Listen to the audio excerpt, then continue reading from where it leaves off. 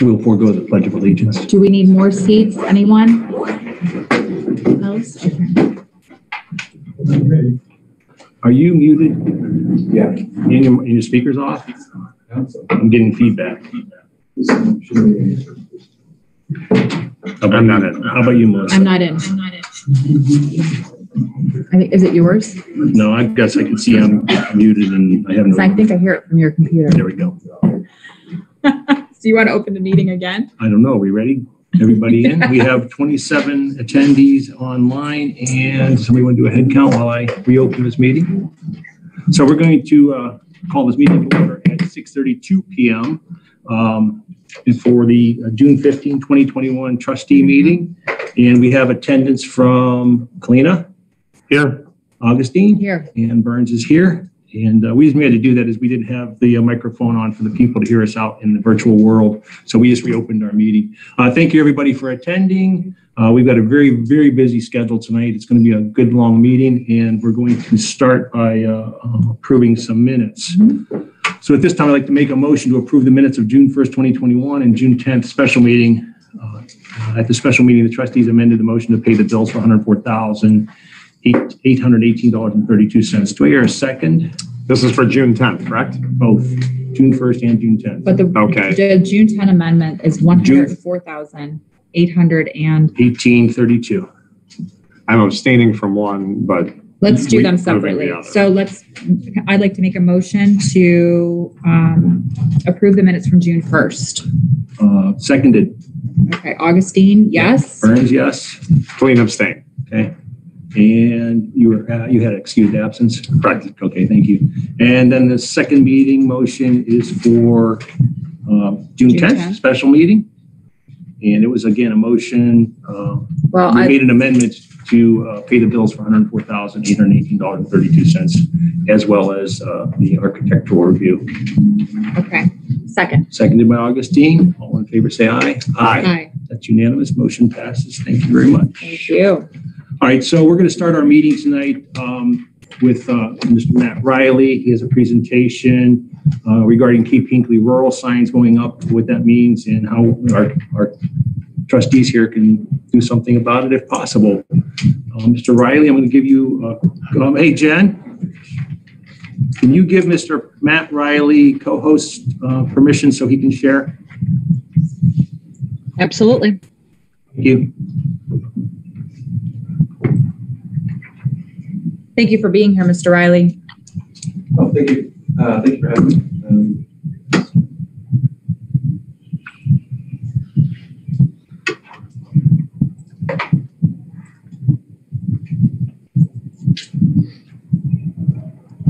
Okay, so you can all see my screen, hopefully. Are you sharing?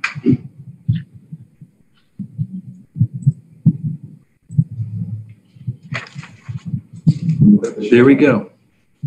So you can maximize your presentation if you want with your view up at the top center about. There you go.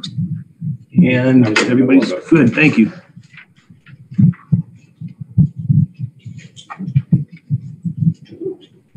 Okay, thank you for the opportunity to be heard today. So I am Matt Riley, and I own and live at 1090 River. I'm speaking today for myself alone as a property owner here in Hinckley Township. However, every day I seem to receive more requests for yard signs. These signs are not purely nostalgia. There's a long established desire for open spaces, I think, as everyone knows. So I'm here to ask for a specific change. The ask is not about keeping Hinckley Township anything. It's not about freezing time. It's not about rolling back to the past or stopping development. Change is the only constant here on earth. This is about protecting the future of Hinckley Township from this day forward. That protection is the job of you three trustees sitting before me.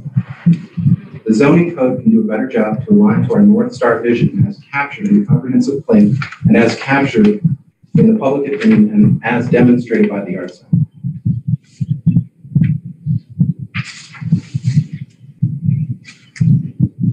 So today, I'm going to try to roll through this really quickly, the agenda.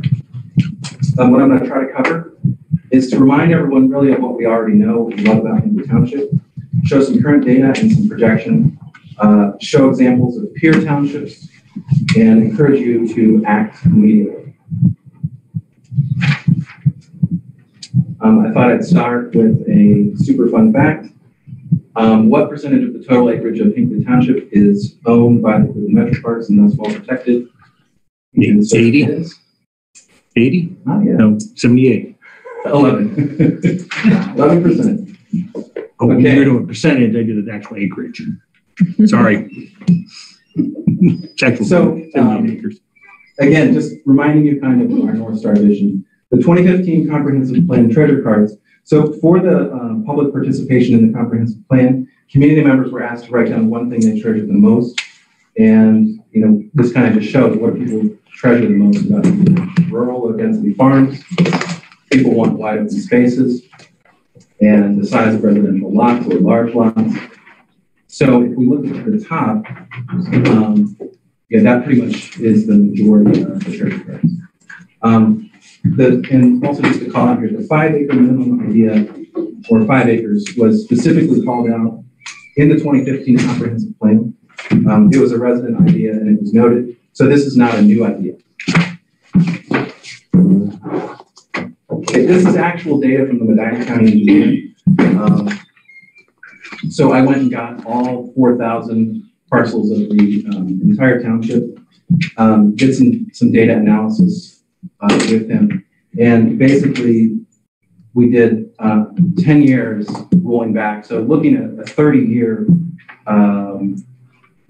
historical graph here, we see that in 2001, the average lot size was 4.75, 2011, 4.39, and in 2021, 4.24. So everyone kind of already knows, right? This kind of makes sense. The average lot sizes in Hinckley Township are getting smaller over time. Lots are being sold and subdivided. The point here is that this is a one-way street. There's no going back.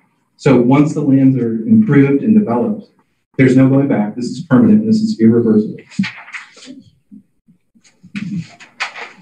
So to extend the data a bit using the trend, if nothing is done, the lot sizes will continue to get smaller and smaller and the density will increase.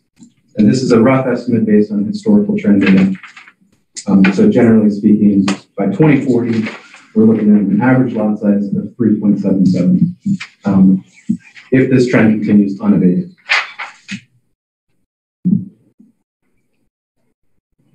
So Hinckley Township already has precedent for increasing the minimum single-family residential lot size. So here we can see in 1975, the law was changed. This represented almost a tripling of the minimum from 0.75 to 2 acres. That increase from 3/4 to 2 acres was a 166% increase. So if we actually did this again in 2021, a 166% increase would mean the new minimum would be 5 1/3 acres. The code already provides justification, and the North Star vision provides justification. And I just highlighted here that the R1 district's purpose is to promote the continuation of the predominantly rural character of the township.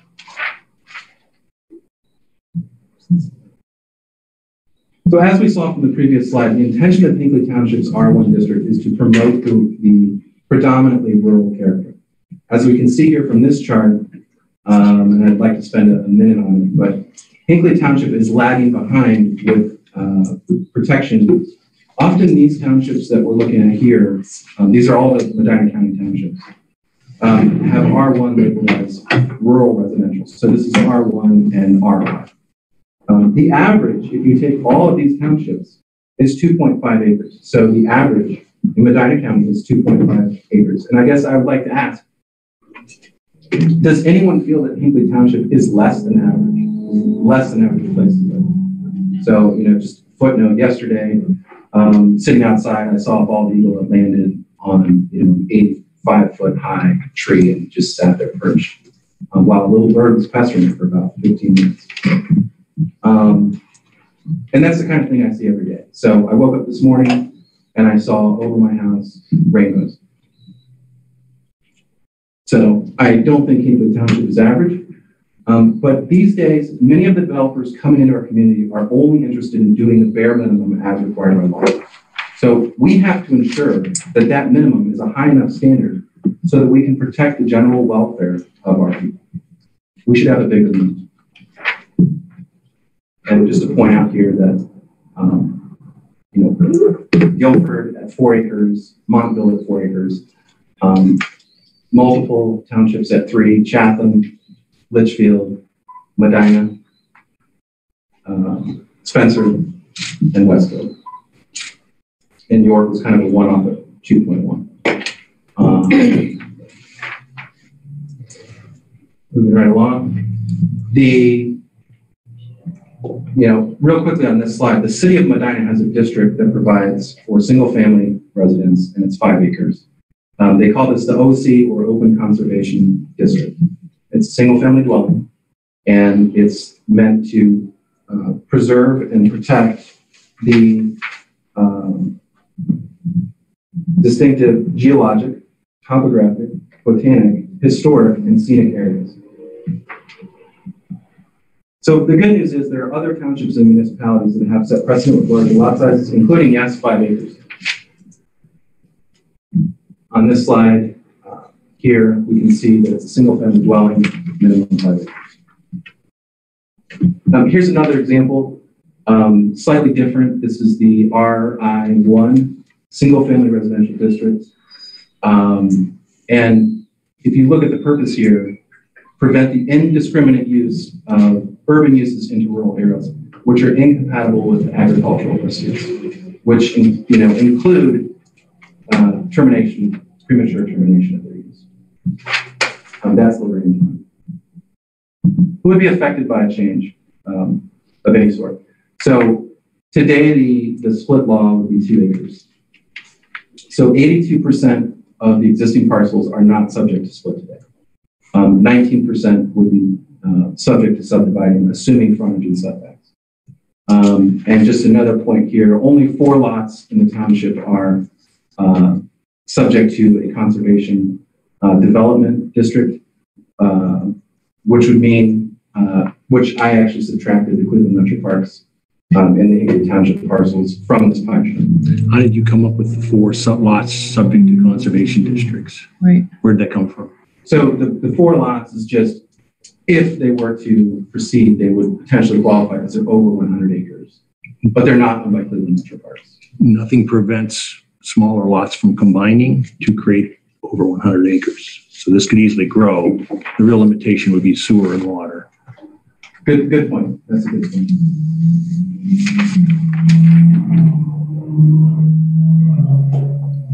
So can this change be made legally? And really, the issue of zoning law has been challenged many times. It's been constitutionally challenged many times. And this body before me has the right to make the change. Other townships have similar desires for wide open spaces, and their code has 3, 4, and 5 acre minimums. So there's ample precedent. So just to conclude, a call to action. To conclude, I want to thank you again for your time and your patience. 5 acres might be too much. I'm not the only resident of Hinckley Township. I realize there are other property owners in the community with a variety of perspectives. Some people will say, if it ain't broke, don't fix it. And I'm here to tell you it's broke. We have a mismatch between the public's desire for wide open spaces, rural character, and farm preservation, as captured in the 2015 comprehensive plan, and as emphasized in our zoning resolution for R1 to preserve the rural character, predominantly rural character. So essentially the way the code is set today is essentially the entire township is set up to be built out as single-family residential at 2 acres. And yet other townships and cities who express the very same desire for protection, larger lots, have larger minimums of 3, 4, and yes, even 5 acres as the minimum. I have demonstrated that our peer townships in Medina County have larger lot size minimums and that we are lagging.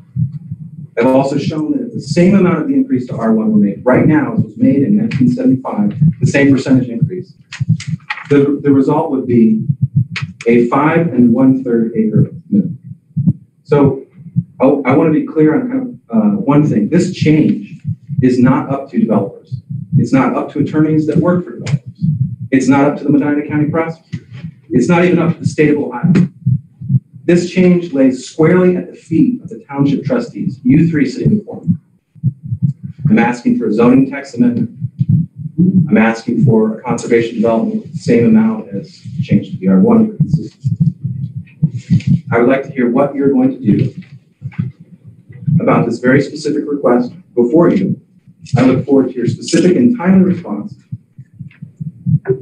And thank you for your time. Where there's a will, there's a way. Do it now before it's too late and permanent, irreversible harm results.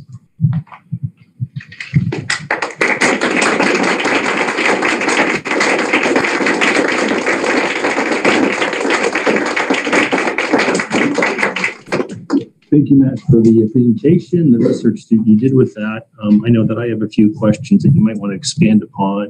One of them is that you said that we were below average on your slides regarding acreage. You showed a chart that we were above 3 acres on average, though you say we're trending downward. That might be the case.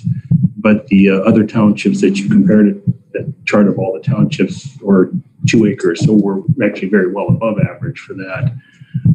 Furthermore, I think you used the city of Medina as an example. Cities have extraordinary powers to control what's going on in their communities, where we are controlled by the Ohio Revised Code and only the Ohio Revised Code. So our zoning regulations. Yeah, if I can respond to the first one. Go ahead. So the chart shows the protection provided by the law, not where the current state is. So the below average comment is to say that the R1 minimum is 2 acres, and our zoning code is not complex. So basically, and according to the comprehensive plan and the research those consultants did, 95% of the developable land falls under R1. So the minimum protection for R1 would be 2 acres. Obviously, if you want a 5-acre lot or larger, and in the free market, you can make that happen, great. So the average was just to show the trend line of where the actual condition is today versus what the law is today in the various townships versus Hinckley Township. Okay, thank you for clarifying. Do either of you have any other questions regarding the presentation? And then we'll go maybe to commentary, if you would. Well, this is something, Matt, that I've been involved with for over 2 decades. As somebody who served on a number of zoning commissions in other townships, as well as a township trustee, and I actually did exactly what you're talking about in 2002.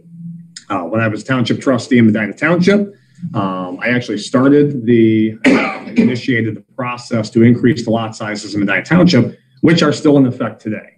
Medina Township lot sizes went from, they were 150 for the frontage and 2 acres at that point in time. And I was successfully able to increase those lot sizes to 3 acres and 200 for the frontage. That stands today. That has been overturned. And in a recent conversation I had with Alice Strojan, who's the chair of the zoning commission, they are still reaping the benefits of that rural zoning in Medina Township. And the reason that I did that, Matt, was because I share the same passion that you do, looking at the overall density. Now, I will say that, that was a unique situation because Medina Township at that point in time had just completed a very, very comprehensive cost of services study that was completed in conjunction with Montville Township as well as Medina Township. And the cost of services study was mostly paid for by the Medina County Economic Development Corporation. That's a whole long story. But to try not overcomplicate matters, the cost of services study demonstrated at that moment in time, that snapshot, taking a look at your different zoning that you have. So you have industrial zoning in the township. We don't have an income tax, people, as most of you know, we don't pay it. So, the benefits to industrial zoning and to commercial zoning, although from a property tax standpoint can be beneficial as long as they're not overly exempt from some of the taxes or given abatements. But from an income tax standpoint, we don't benefit from that. But when you look at the breakdown of those different categories, at that point in time, what stuck out to me was that the 2-acre lots were not paying their way. So, we had good justification to move forward with increasing the lot sizes. And plus, at 150 foot of frontage, with the prevalence of side load garages, it really just didn't work very well on the lots. At that point in time, I will tell you that was an uphill battle for me to take that on. I did not have the support from the Medina County Department of Planning Services. They recommended against the change. I was able to, I won't say lobby, but I was able to convince the Planning Commission, who votes on the Department of Planning Services recommendations, to overturn that recommendation and support that zoning change. So we share the same passion for the preservation of rural communities. I grew up next door in North Royalton. I spent a lot of time as a young child here in Hinckley, fell in love with Hinckley, which is why my family's here today. But I watched my hometown change to something that's totally unrecognizable to the rural community that I grew up in, riding dirt bikes, fishing in the backyard, playing out in the woods. And I never wanted to see that happen to, my child's sitting in the back right now. So I wanted to make sure that my children could enjoy what I enjoyed growing up, which is why I've dedicated really volunteered a lot of my time to helping to preserve what we all love about, living out in the country, basically. So one thing I will point out is, just as a psychometrician, I do have a master's degree in psychometrics. And so, numbers and data, I try to make all my decisions based on data-driven decisions. I'm not surprised that the lot size in Hinckley has went down. And the reason I say that is because during that snapshot that you're looking at, we've had 3 conservation developments that were approved.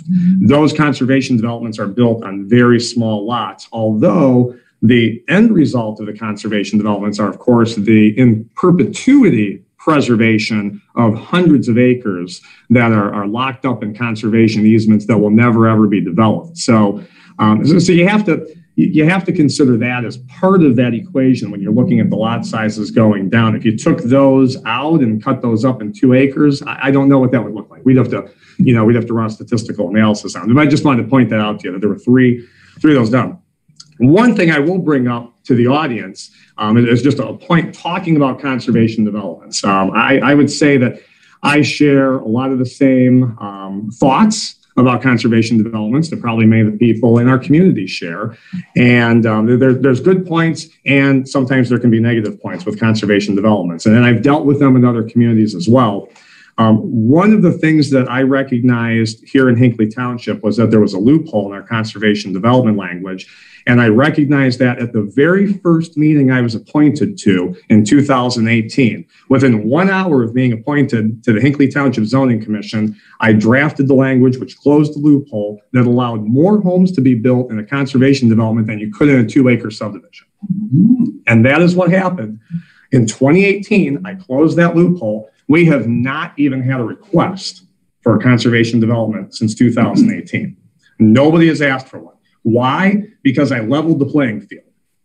Okay, because I knew that Hinckley Township had that loophole because I was a trustee in Medina Township. 20 years before that, I saw the same thing happen in Medina Township. And developers will take advantage of any opportunity. Of course, they have to increase their density. So just so the public's aware, we haven't heard from anybody about a conservation development. I'm not saying they're good or bad, but just we haven't had a request for one since that moment in time. In terms of what's happening right now in Hinckley Township, and I think this is important to point out as well, in terms of developments, and I can only speak since 2018. I can't talk about anything before that. I can only talk about the time that I was appointed to the Zoning Commission. And then, unfortunately, with Trustee Schulte's passing, I am here now as your Township Trustee. During that time, the developments that have come before the township, we had development proposed on West 130th Street that was called Sleepy Hollow. We had the Bailey subdivision that was proposed right at the intersection of Stony Hill, Mattingly Road. We had Mr. Terry had proposed his senior housing development down on Center Road. You guys will remember that. That was going to be a higher density than what was allowed in the rural residential district. The Zoning Commission, which I was a member of at that point in time, successfully was able to stop that rezoning. We had Kabbalah Farms, which just recently came about, and that's the most recent proposal we had. That was right down here on Center Road next to the school. Everybody's seen the sign up. I mean, the pending sign over there. Anybody wants to read my comments that I sent over to the Medina County Department of Planning Services, I'll be happy to share those with you. But I had noted a number of concerns about the topography of that subdivision. I had also noted other concerns about the wells, the setbacks, the riparian setbacks on that property. There were a number of issues that I pointed out to the Department of Planning Services. Fortunately, the county agency supported the complaints that I had raised. And I'm not sure where that is at right now, but the last word I heard from the health department at that meeting was that 80 to 90% of those lots were non-conforming and were unbuildable. So I'm not sure what's going to happen with that piece of property right now. We had Serenity Court, which I haven't heard from. That's another story. And then we had Pine Valley. 6 subdivisions in the past 3 years. How many of them have made it through the finish line? 1. And how many have been approved in the rural residential areas? So I'm talking the 2-acre areas of Hinckley Township since I've been a member of, and I can only speak from 2018 to today, how many have been approved in a rural residential area? None. There's been 1 large lot development approved. So I just want to give you guys a snapshot on where we're at right now at this point in time. I think there's, first off, Matt, I agree with you. We do need to look at this. And I've been talking about this on the Zoning Commission. And if you go through the minutes, I'm sure somewhere in the minutes, Chris Kalina's quoted as talking about our frontage. We're at 175 in Hinckley. That's the smallest on a 2-acre right now that I'm aware of. So I'll give you an example. When I was involved with Sharon Township, I did Sharon Township's comprehensive plan. I was a part of that. And I pulled it out just because I was curious to go for a little reminiscence here of some of my zoning stuff. So Sharon Township, by the way, 43% of the people in 2009 completed the survey in Sharon Township. I mailed that survey out to all the residents. 43% response rate. That's huge, by the way, just to let you guys know.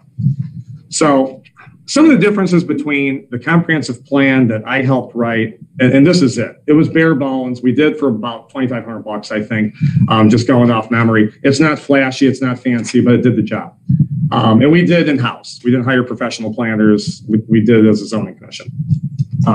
When I look at Hinckley Township's current comprehensive plan, it says maintain a 2-acre minimum lot size in the R1 district. That's the promote rural low density development action LU 1.1. Okay, that's what it says. So maintain.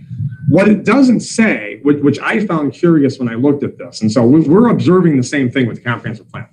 What it doesn't say is, well, do you want to increase the lot sizes? I don't know that question was necessarily asked. Yes, somebody mentioned 5 acres, but I don't know they actually asked that question. And I knew that was a question I asked to Sharon Township when I was on their board because, of course, I did it in Medina Township. And I know Medina Township is a very popular. So I went back through my questions that I had written back at that point in time. And interestingly enough, I did ask the question about increasing the lot sizes. And the answer was surprising. Only about 27% of the residents of Sharon Township, and Sharon Township's, I mean, nobody can argue, Sharon Township's a rural community, right?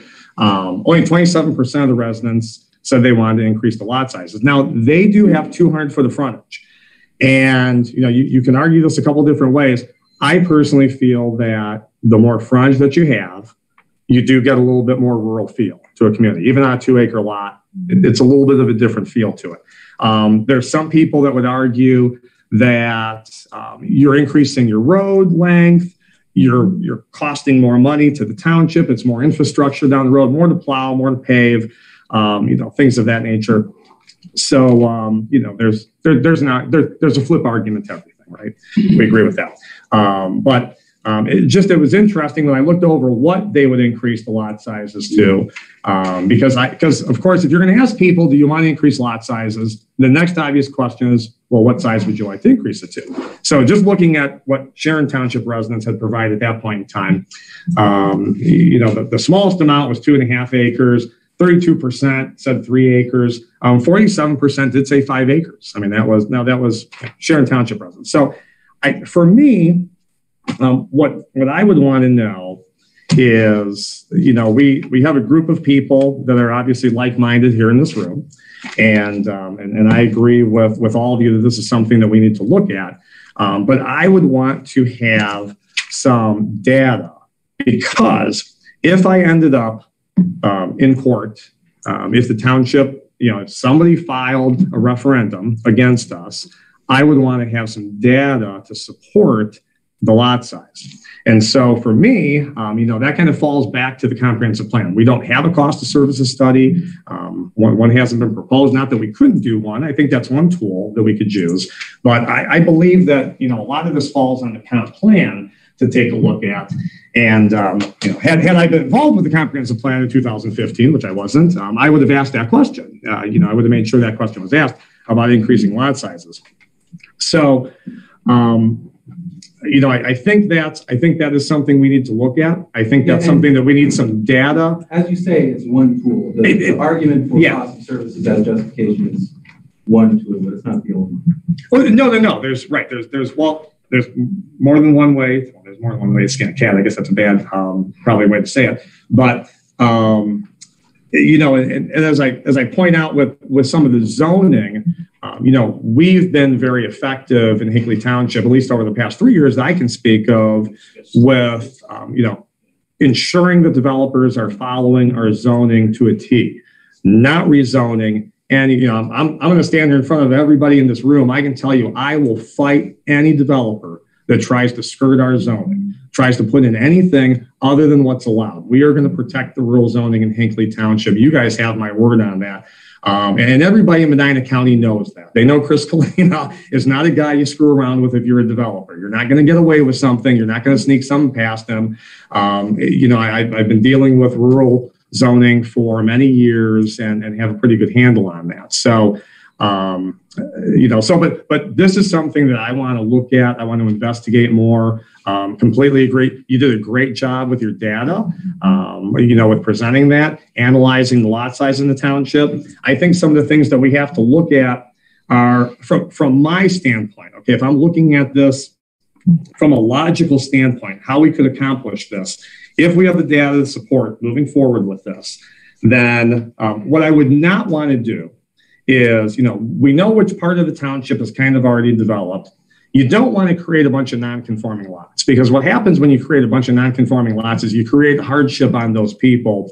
Sometimes it can be hardships with refinancing their home, because sometimes, title companies have to, well, you're a non-conforming lot now. You have to jump through some hoops. Sometimes it can also increase the number of people that would have to come in front of the township for the Board of Zoning Appeals in order to get a variance because their lot no longer conforms to what it was. So sometimes there can be some issues. We'd have to really look at that. But Montville Township, and you pointed out Montville Township does have 4 acres. I have Montville Township's book. Montville Township, why does Chris Kalina own Montville Township's book? Because Montville Township spent a fortune on their zoning.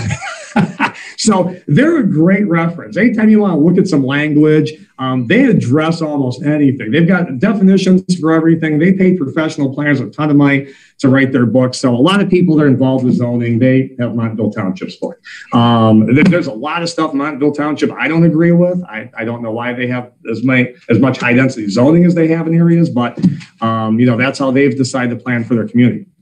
Well, one thing that's interesting about Montville is they kind of have a line in the township, if you will, and they have a R1 district, which is 2 acres, like we have right now. And then in the truly rural area, you start getting out towards like Guilford Township and that. I mean, that is very rural over there.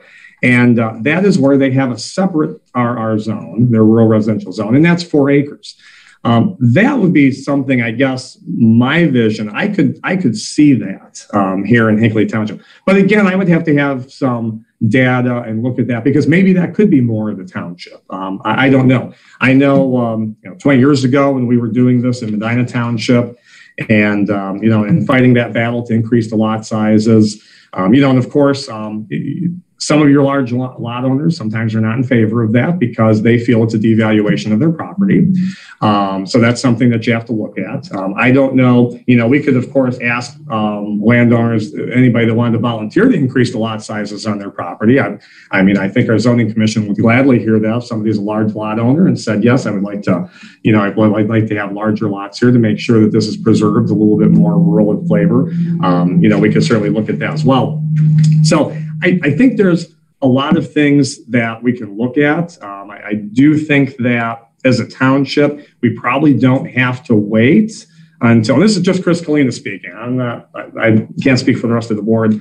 The next amendment's not going to be until probably 24 to 25, right, for the comprehensive plan, because they have a 10-year life cycle typically.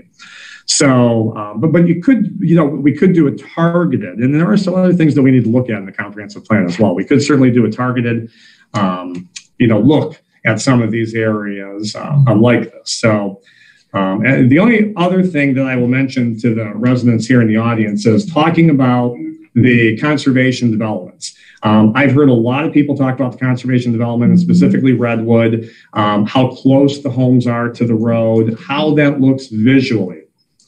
This is something that we've talked about, and I say we because I was a member of the Hinckley Township Zoning Commission prior to being appointed trustee, and something that I was talking about, and something now that the Zoning Commission has carried on since I have left, and that is creating, if you will, a rural corridor language. And what that does, we just had the first public hearing about it.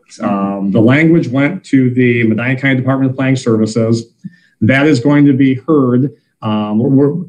You cannot vote at the zoning commission level until the Medina County Department of Planning Services has provided you with your input. They are the professional planners in Medina County, and that is in the ORC. They have to have their input first. You can ignore it. That's kind of the cool thing about it. You don't have to listen to them, but you have to at least wait and get their input from the Department of Planning Services. So we're waiting on that information from them. But what was proposed at the zoning commission level was any future conservation development, and there may never be one. We're just speculating here, but if a developer was going to propose conservation development, then that development would have a 500-foot setback from the road right-of-way, from the existing road right-of-way. So we're talking about that visual look going down the street, hiding that subdivision. That's what we were sold, guys. 20 years ago, a lot of them tell you in 1996, when the first conservations were talked about, there was a Lady Kirby Date from the Countryside Program that started promoting this around Medina County. The very first conservation development in the history of Medina County was actually right here in Hinckley Township. That was not a court settlement, and but that exists today. And so what the zoning commission right now is proposing is a 500-foot setback from the road right-of-way and a 100-foot buffer around that entire subdivision in order to protect the existing residents from any intrusion of that subdivision. So that's something right now that's in front of the Planning Commission. I'm curious what their thoughts are going to be on that. There are some other communities that have something similar, not quite to that same extent. So I'm not sure what the feedback's going to be on that. But I just wanted to let you know that these are all things that are being addressed on a daily basis. A lot of the stuff happens behind the scenes. A lot of those developments, I know nobody in this room even heard about. I'll tell you one thing I know for a fact nobody heard about. I have the minutes with me if you want to read about it. Only one person in this room, that's Chris Studer, was part of the meeting because she is a reporter, and that is that the county wanted to connect West 130th Street with the intersection of Mattingly Road and Stony Hill, right at the 90-degree bend. Okay, that was part of a subdivision plan, a master plan that the Department of Planning Services wanted. And, in my mind, that would have become a cut through from Grafton Road. Everybody would have snaked all the way through. Not only that, but in keeping communities rural, the one thing that sometimes is not always real popular with people, but if you want to keep a community rural, you keep the water and sewer out of it, because it is going to spur development. Developers love water and sewer. And then you're fighting about density as well, because the developer thinks they can put more density in when they've got water and sewer there. So if you can keep the water and sewer out, you can help save the rural area. So what I was able to accomplish at the county level, and Mrs. Studer can talk about this, I argued like you guys have never seen somebody argue to stop the county from forcing that connection. Nobody ever heard about it, because guess why? It went away. Because I was able to overturn the Department of Planning Services recommendation to connect that street all the way through and stop it at that moment in time. There's now a cul-de-sac that's there. That development now has 2.5 acre lots at the end of it. They could have only had 3/4 acres, but they put in 2.5 acre lots. So they're more than double what was actually allowed in that part of the township. And the water and sewer are going to stop right there, because that's the end of that development. And they're not going to continue into the heart of our rural residential area.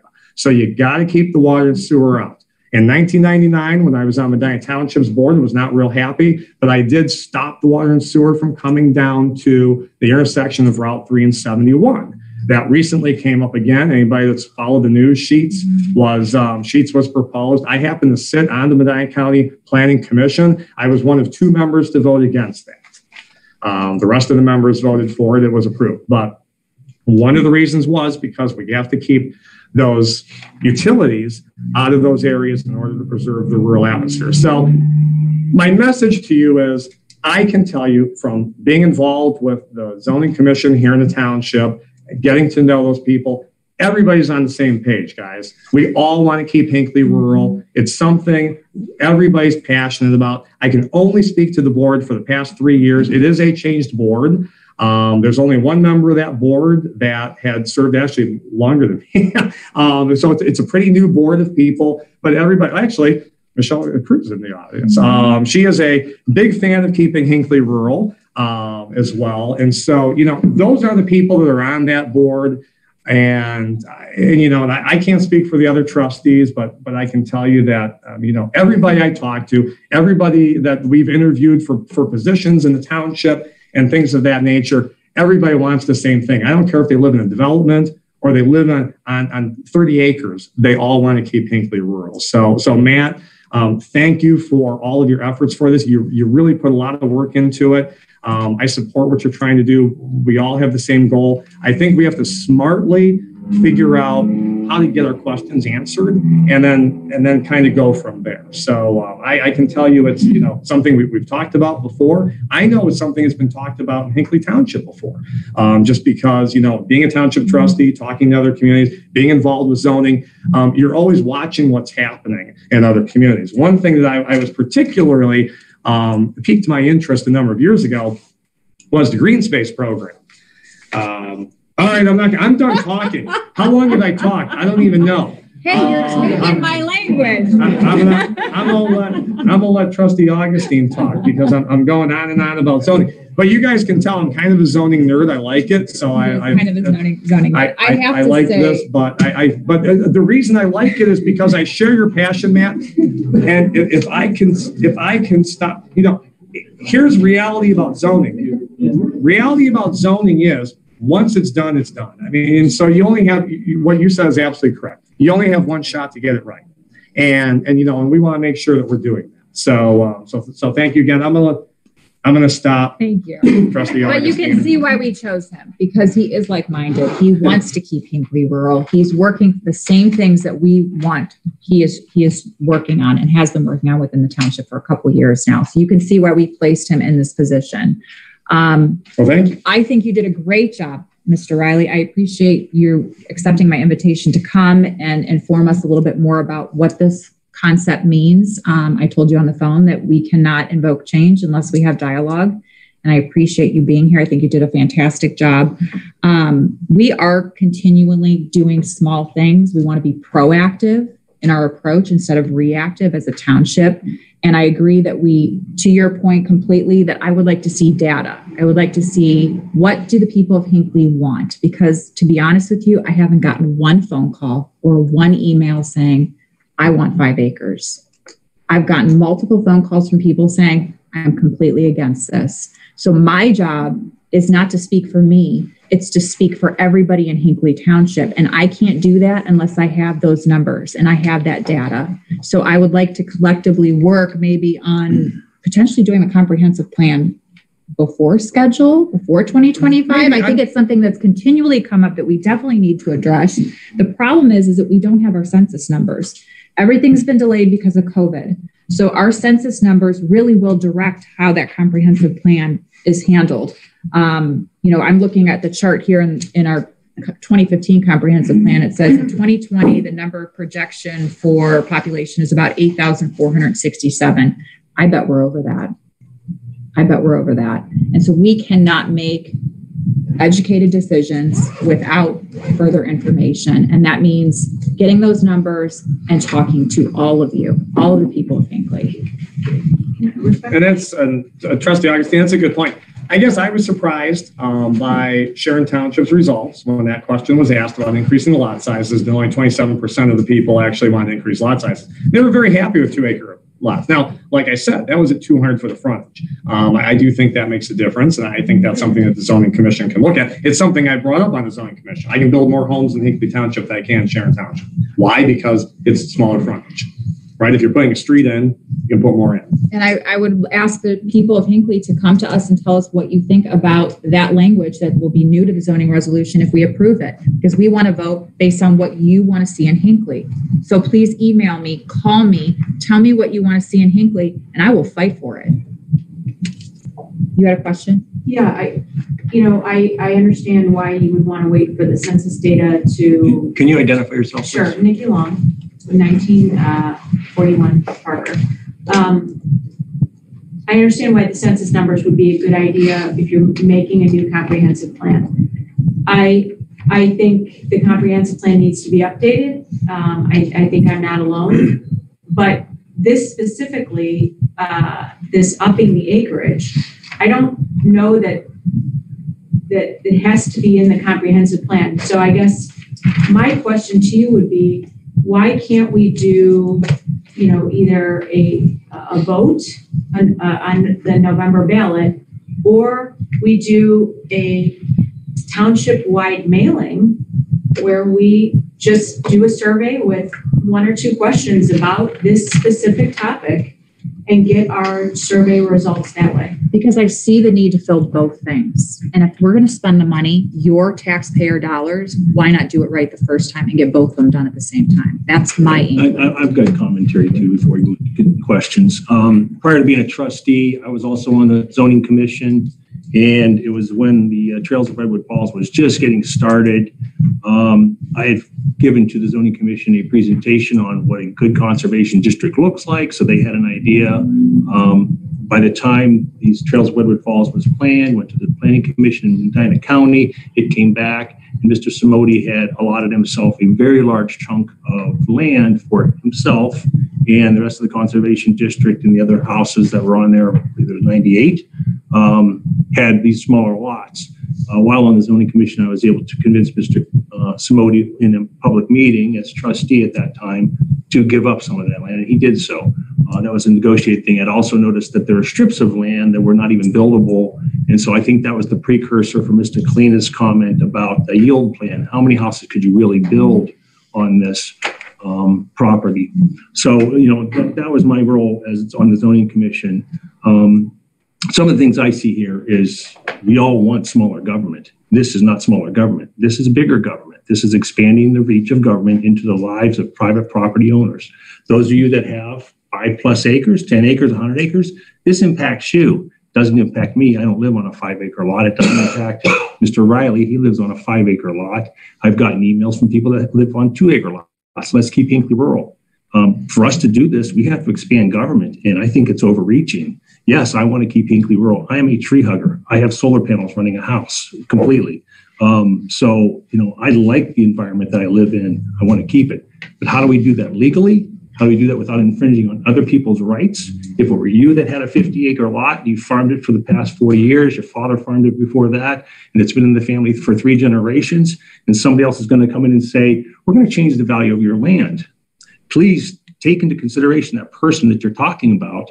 They're not developers. They at any time have the right to put a deed restriction on for any developer. You will not build a house on less than X acres, 5 acres, 7 acres, whatever they decide. That's that property owner's right to do that. They choose not to do it because of the big financial difference between a 2-acre development and a 5-acre development. If this was their retirement that they've been working for decades to get to, you've maybe just interfered with that plan substantially. So do keep in mind other people's rights, and it might explain why Sharon Township only had a 27% in favor of expansion.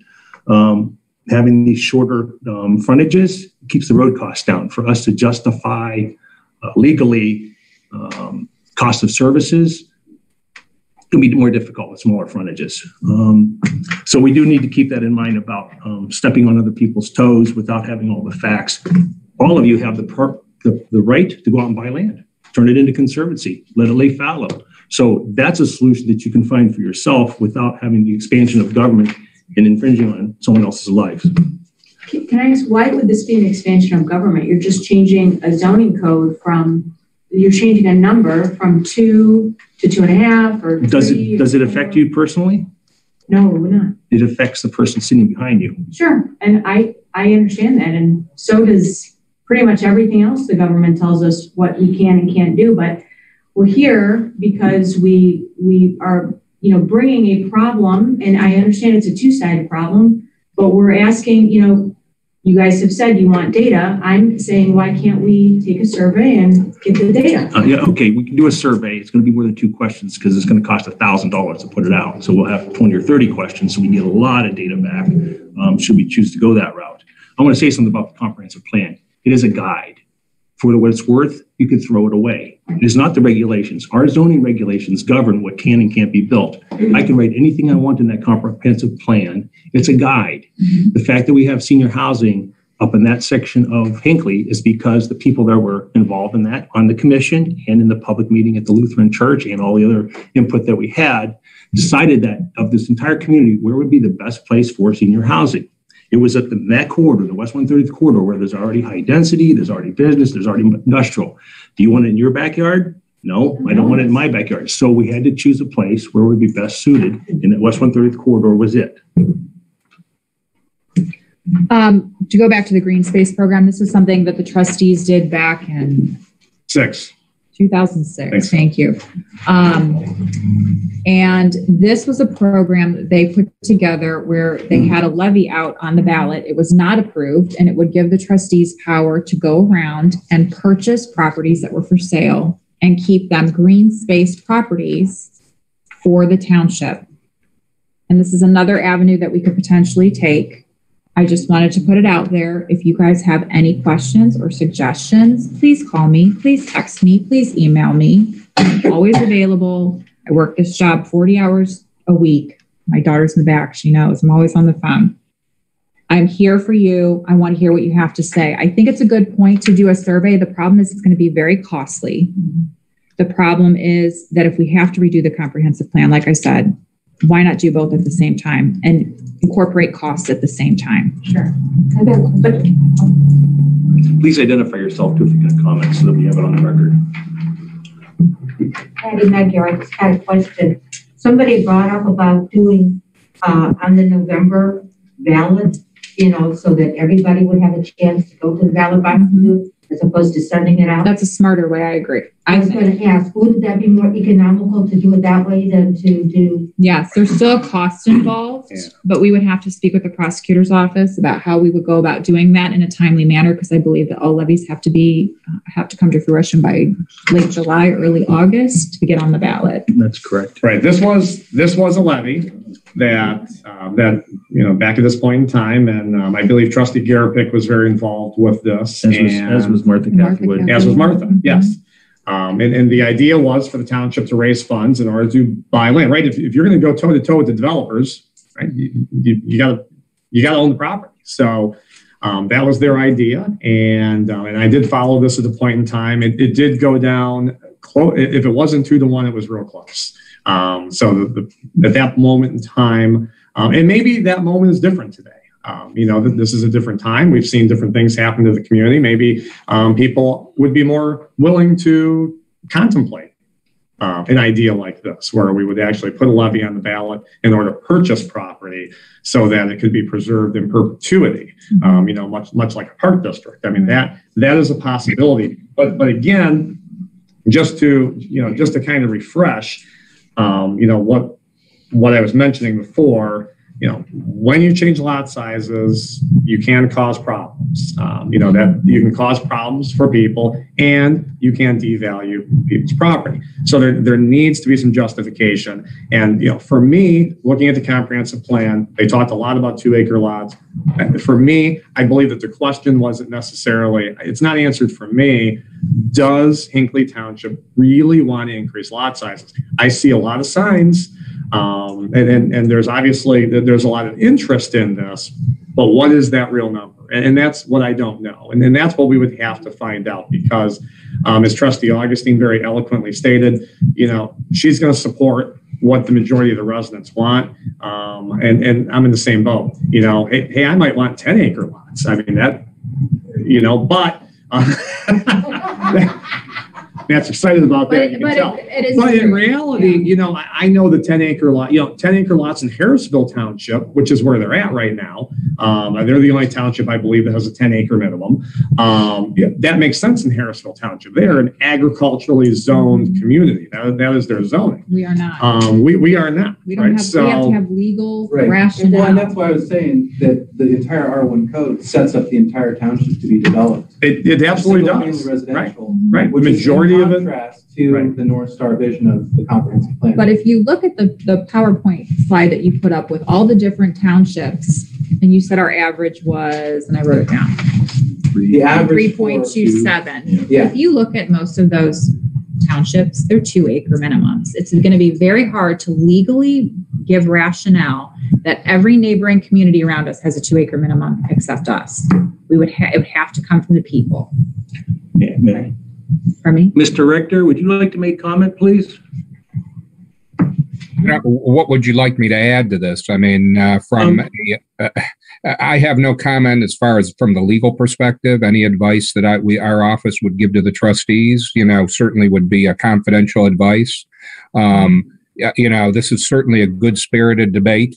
And, I get that the trustees want input on this. One thing I will say is there's a specific procedure to amend the zoning code, and you all can't vote on it tonight.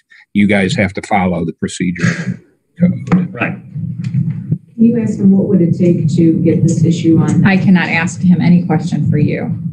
Yeah, It has to come from. It has to come. well, from if we the board want to of know, it would be attorney-client privilege, trustees. and we'd find out. We can't ask him any question on behalf of you. 519.12. I think what we've heard here is we cannot have a rationale of aesthetics. We have to have a rationale of legal reasoning. Mr. Kalina gave you a reasoning of cost of services. The roads were too expensive to I just maintain. want to point out that's in contrast. Aesthetics is a specific reason it went to the Supreme Court. Aesthetics. I'd like to see that. I'd like to see that. Yeah, hearing. I'd like to see it's a Supreme Court case.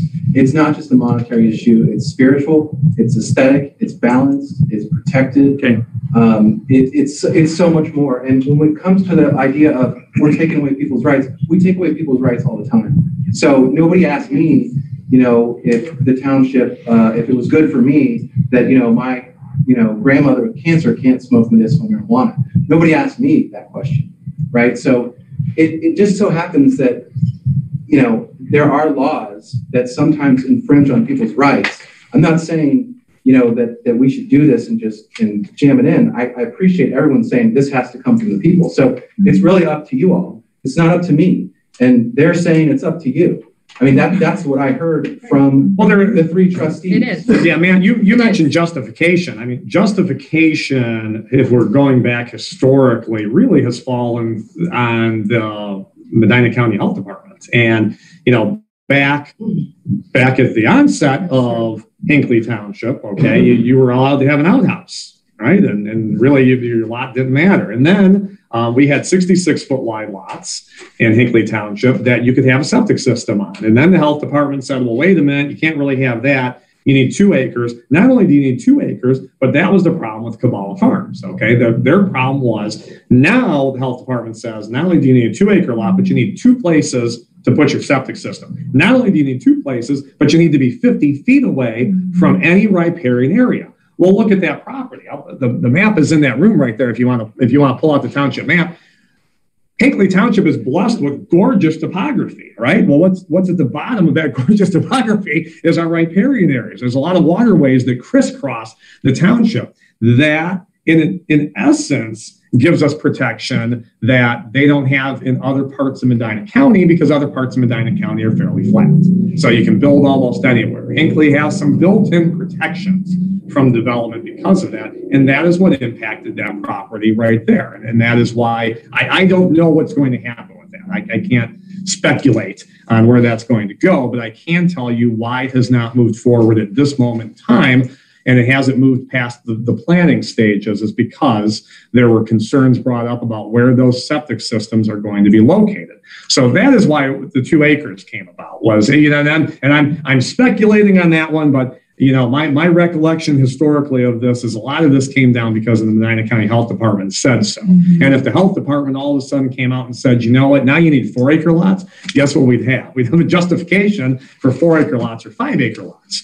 But we don't have that right now. And that's why everybody else has 2-acre lots, because you can put a septic system on a 2-acre lot and you've got, as long as you've got room to put your 2 locations in there, you're good to put your single family home on it. Anything beyond that. I think you're spot on. It's the reason why we're at 2 acres. It's because of the septic systems and the ability to handle the discharge from those systems. Well, that's the justification, right? And that's the justification. Some of our zoning is 3/4 acre, and you'll know that that's where water and sewer are.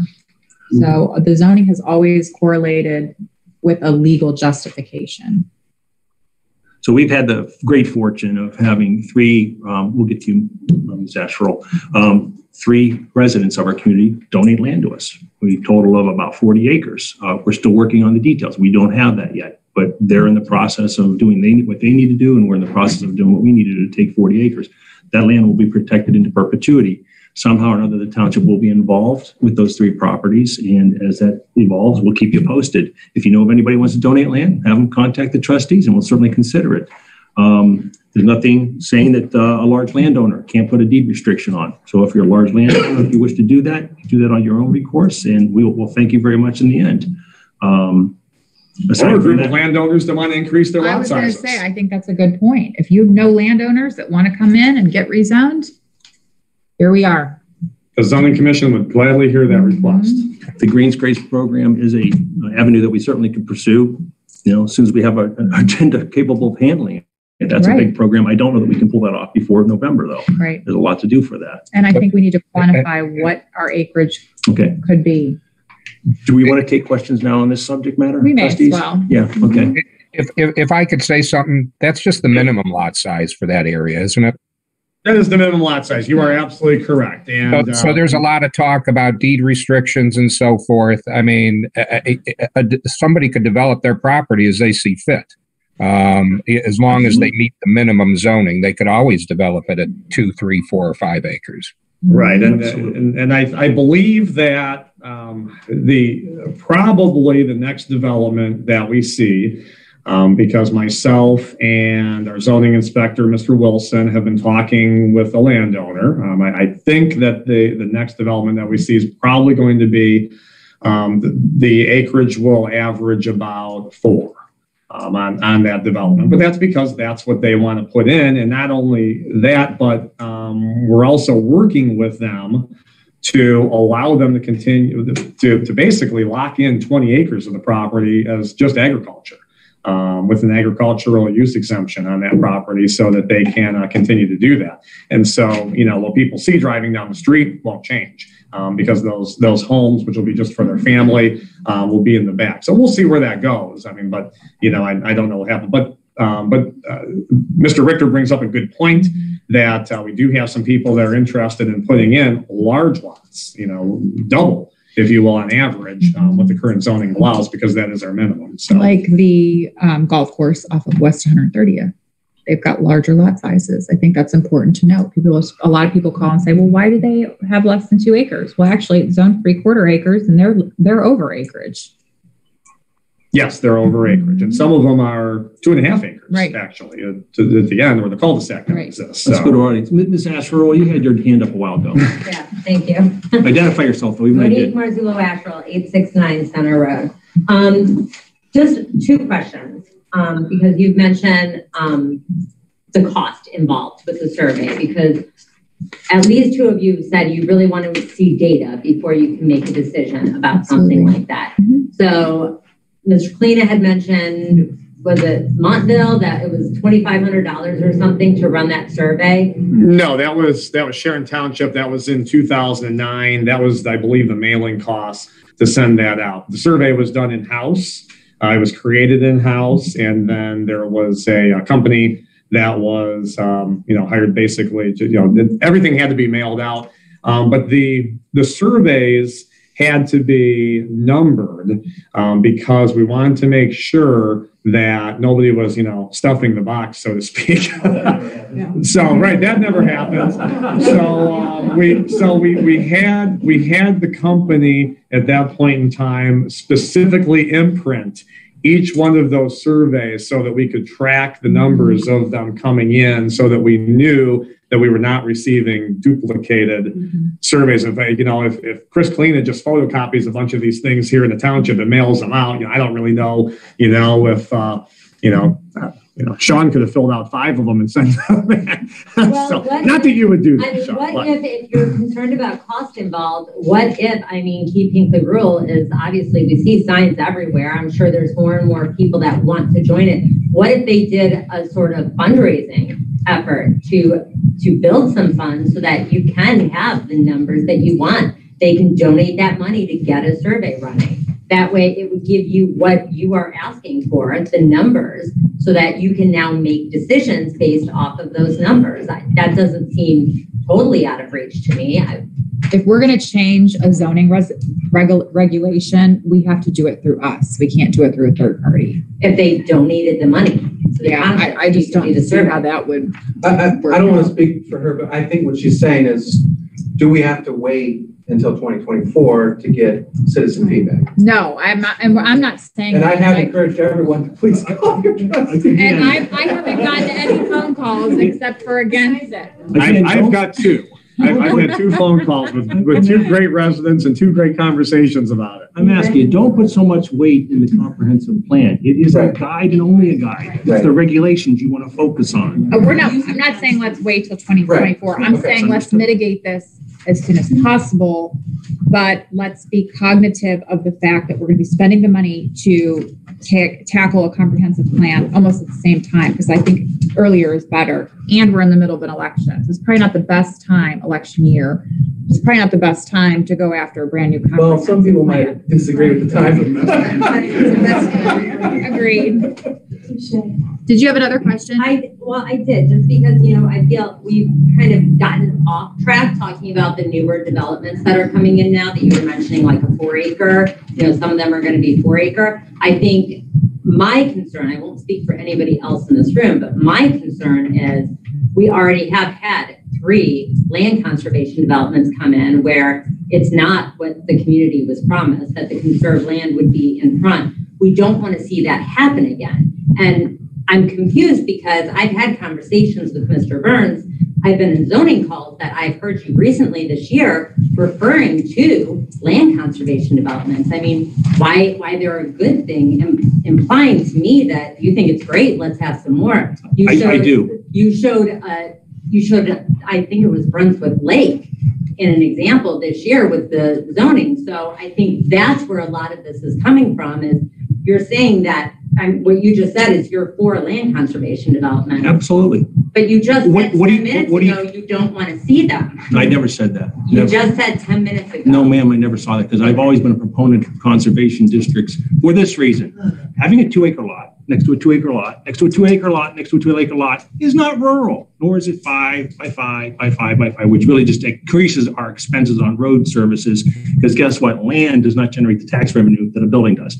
That said, I've always been a proponent of conservation districts. You know what I like about the conservation district in Brunswick? It doesn't fit this model, but on 8-acre lots, consider a senior development, 8-acre lots are 80 houses. And all that lake and all that forest and all that land that's behind there is part of the conservation district. It's a large mass of land. So you have 80 houses times 2, that's 160. So on maybe 10 acres of land, you got 150 acres preserved. Oh my gosh, that is a massive amount of land. So consider that in some areas of our township, that area there has to be serviced by water and sewer. So it's limited to where we can put it. Again, the West 130th corridor, which is what the master policy plan, the comprehensive plan, it indicates. Where's your water and sewer? That's where you can put these things. So conservation districts don't go anywhere and everywhere. They go where you can have services for them. I'm a proponent of conservation districts because of those massive amounts of land that we can conserve, not for us, but for the flora and fauna of our community, which is what we appreciate. But it's in the back. And bald eagle. Can I ask a question? Where are you seeing that we promised, and when I say we, it wasn't me, promised that a conservation district would have all the homes in the back? I don't regard. That's how they were initially presented to the community, that the conserved land would be in the front and the side, so that you would not see those houses stacked on top of each other from the main thoroughfare. I don't remember. I was there. I was Okay, there where too. was that? Was that in a meeting? It was many years. Aren't you guys, if I may, aren't you guys addressing that? These are two different issues, aren't they? Aren't you guys addressing that conservation district language now? Yes, we are. Okay. So these are two different issues, aren't they? The 5 acres and the conservation district. Thank you. Mr. Kraus might be able to speak to this. Please identify yourself, please. Both of them. I'm 50% of the development team for Redwood Falls. So I'm familiar with the project, familiar with the setbacks, the discussions, et cetera. Remember, the initial plans for that had cluster homes in the front that you guys immediately killed and had more preservation area in the back. So if we were to push a 500-foot corridor off 303 so that somebody who's just driven past a big pile of bricks and the brush and the rest of the garbage on the other side of the road can't see a $600,000 home, we would preserve, hole number 1 on Skyland, lawn, and pushed it back into the woods. So instead we've preserved mature forest, we're away from riparian areas, and what we lost was golf course, was grass, which we've now mounded up in landscape. So I think this whole 500-foot right-of-way thing is just completely misdirected. And what is also completely misdirected is this 5-acre lot minimal that we're coming through. If 100% of the community said we want 5-acre minimums, that doesn't make it constitutional. The survey only gets you to the point where you say, well, we feel comfortable discussing it. You know, you look at Jalen versus Moreland Hills, the Supreme Court has spoken on this. Arbitrary and capricious. Is it promoting the health, safety, morals, general welfare of this community by doing it? No. You've already said that 2 acres, quote, provides for the confirmation of the predominantly rural character of this community. You've admitted 2 acres does it. Now you're going to kick it to 5? You lied since 75? You know, in 75, the change was, you're correct, septic. It was all septic related. The biggest impediment to development in this community is topography and wetlands. And thank God. Thank you.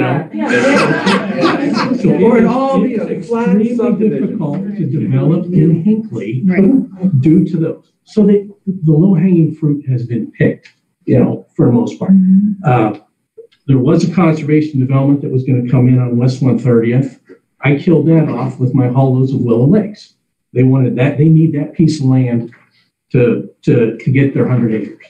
They're not getting it. It'll be back in. We waited till the Brunswick Hills development brought $300,000 worth of water down the street, so we didn't have to do it. We'll bring it back in, but it'll be a two plus acre, some 5-acre lots in there. You know, there are very few places in this township where you can do the conservation development. It's only for that reason. It's got to be sewer. It's got to be water. You can't do community septic anymore. You know, Columbus was very clear on that when we tried to do that at Skyland. They said, listen, we've approved 8 of those in the state. Every one of them is in litigation. You want to be the next one in? You know, no, there's no money doing that. So the other big thing is if you want to preserve things, not necessarily just, buy, you don't have to buy the land. Hook up with the Western Reserve Conservancy and educate the landowners. They get huge charitable deductions by donating the development rights to their land. I've done it on my properties in Kansas. They'll look at it on a property in Pennsylvania. It brings great tax benefits and it preserves it. And it doesn't cost the township any money. Yes, we lose some tax revenue and that the property will never, really enter the rolls. It will actually be lower in value because of the conservation easement. But there are ways that landowners can protect that land and that they can work with you to protect that land that doesn't cost anyone else any money and does not affect the rights of the other landowners that have been sitting around on their big parcels for generations and are, on the basis of, hey, since 1975, since Grandpa owned this, we're going someday we can do a 2-acre minimum and leave town. Because it's no longer conducive to farming economically, socially. Let's wrap it up a little bit. Yeah, I guess there's just different approaches to it. Mr. Branson, please identify yourself. About when Aldi's was trying to find a place to build, I attended the meeting. It seemed strange. They said, we want to give the taxes that Aldi would pay the Highland School District, which I've been paying for 46 years. They wanted to give it to Brunswick. And my question is, that's going to be a lot of taxes money, for their schools. What about Highland? Well, Brunswick's going to have to provide some services for all these big pieces. That's all right in the same area we're talking about, isn't it? Aldi's is tax abated. So what? Aldi's property is tax abated. They are not paying taxes. They have income taxes. But that's not a township decision. That's a county level decision. We have no say in the matter. I'll accept your answer, Mr. Burns. I know you're an honest man. There is an exception to that, but Aldi's is not. Will we have to provide any services? Brunswick, no. They said we have to clean the street. Brunswick, I remember one man said that, but I started to say, we're on 130th. There's going to be a lot of houses. Are they going to say, wait, those are 55-year-old people? Can we get a tax reduction? Because, they paid a lot of taxes. That's a county road. So again, we don't have a say in that. Aldi's is tax abated. Some of those properties over there, it's a 1995 rule, are negotiably tax abatable or not. And so it really depends. But Aldi's paying no property taxes. And so we benefit not from it. Zero. Do we provide any services to them? No, because they live on state road and a county road. So kind of no, yeah.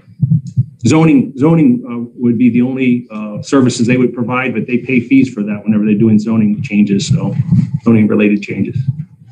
So no, we don't. Okay. Yes, Ms. Papera, identify yourself, please. Sean Papera, 988 Western Trace. The only thing I have to say is regarding this, Mr. Burns keeps saying that the comprehensive plan is a framework, which I understand. But in the recent zoning appeals situations, I feel that those, the verbiage has been coming back and being used against us. So my request is that we look at the comprehensive plan or the zoning that surrounds that comprehensive plan sooner than later, because I feel like there will be another developer similar to the one that is knocking at our door now, will be knocking at our door again. And if that takes a survey or a ballot issue, I am 100% for moving forward with that. Thank you very much. I believe you're on the right track. The zoning regulations are where we need to focus. The comprehensive plan will not get you where you want to go. Then why is it being used against us? It's not being used against you. The zoning regulations don't have what you want in it to make this work for you. That's the law. The comprehensive plan is just words on a page to give you a guide of, okay, we're going to kind of put this kind of building over here. Senior housing passed because of the zoning resolution, period. It was part of the zoning resolution. And if you look at the agenda tonight, I don't know if there's copies. Actually, Trustee Galina and I both have on our agenda tonight to request an update to the senior housing and the zoning resolution. Ma'am, I don't know your name. Please identify yourself. Debbie Thomas Ward. Where do you live? On Manningley Road. Okay. Do you have a street number? 2030. This is important for the record. Sorry. Thank you. Everybody keeps saying it's a senior housing.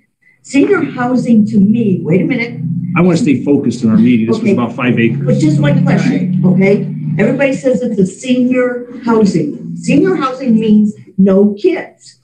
But yet, at the meeting that I was at last week, they're allowing kids. How in the world is that senior housing?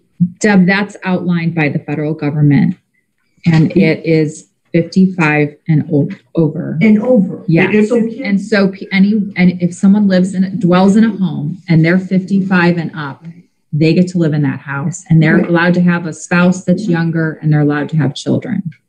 See, that's what I don't Or see. grandchildren. It sounds like we might be passing the buck, but the federal law governs Federal us. law We dictates can't change the federal law. Yeah. You can change the federal law. Go talk to the president. I mean, It's the federal law. I was at that meeting, last it's a Yeah. simplified answer, but it's not Right. something we have control over Yeah, because of the law regarding senior housing, 55 and older. Now, how many seniors here are taking care of their children's children daily, babysitting them? But then you don't move into a senior living. Again, the federal law does not allow us to make that decision. Thank you. I don't get it. Ma'am, identify yourself, please. Lisa Parati Belota, 635 Stony Hill Road. Thank you. Thank you for stopping that from coming. That's right in front of my house where you stopped that street from coming back. Thank you. The Well, it was- trustees passed a motion to make sure that didn't happen as well. We Well, made thank you, sure everybody. that We was, appreciate yeah. it. Yes, trustee Schulte had to abstain he had to recuse himself from the Department of Planning Services meeting because he was a member of the Department of Planning Services. So I spoke on behalf of the township at that meeting, and Trustee Augustine is correct that the trustees had voiced their concerns against that going through there because it was, it would probably have created a dangerous situation. And I was very pleased to be able to step in and represent the Hinckley Township Zoning Commission at that meeting and speak on behalf of the board, who also, I can tell you, was very against the connection of the stub street going through and connecting through. So there's a lot of people that played roles in that, and I was very pleased to be able to represent those individuals at that meeting. So thank you. Appreciate it. But I do have a question on the properties that are donated that you guys said you just recently had somebody do that. Who pays the property tax on that? There would be no property tax. There's no property tax at all. The township took ownership of it, and that's not going to be necessarily the case for all of these properties. The township would not have a property tax liability. So, and again, this is real. We're still pretty early in this process. It's rolling positively, but there's a lot of hurdles to get over yet. Sir, in the back. Jim Larson, 20 Car Road, Hinckley. I want to go back to Trustee Kalina's recitation, 30 or 40 minutes, whatever it was, about all of his achievements, and I couldn't keep count of the locations where all these achievements occurred. But the sense that I got from however long you spoke is that there is no problem. If there are problems, I have them under control. The 5 or 6 potential developments that are troubling to me are halted, but there's no guarantees from either side that all those developments are going away. So why are we all here seemingly so concerned, and you don't seem to be concerned because you have everything under control, because you have such great experience in all these different locations, battling the good fight and fighting the good fight to keep them the way you think they ought to be. So are we to be concerned, that everything's good, we should all just go home, we should all pull down our signs, because there must be an awful lot of residents who don't feel as you do, or you've done a terrible job communicating why we shouldn't be concerned about all the things that we see. And just for the record, I am not for any 5-acre minimum. I think that argument gets us completely off track of the significant things that are facing us, which in my view are these loose zoning laws that allow construction, like what we're seeing on 130th, I use a comprehensive plan and it's quote framework, and that framework somehow turns into ironclad specifics that allow construction and projects like that to exist and go forward. I'm concerned about what the next ones are. So are you telling me I shouldn't be concerned about all the things that I was concerned about before because you and other two trustees have them under control and don't worry? No, because that's exactly what it's coming across. No, I think the purpose of that is to provide the residents with a snapshot of what's been happening in the township since 2018, which is, as I mentioned several times, all I can speak to because I don't know what was happening prior to that. I wasn't involved with the township in any capacity. So I wanted the residents to know that everybody shares the same goals. The entire zoning commission, as I mentioned, all the members that I've served with, one of whom is here right now, we all have the exact same goals, and that is to keep Hinckley rural.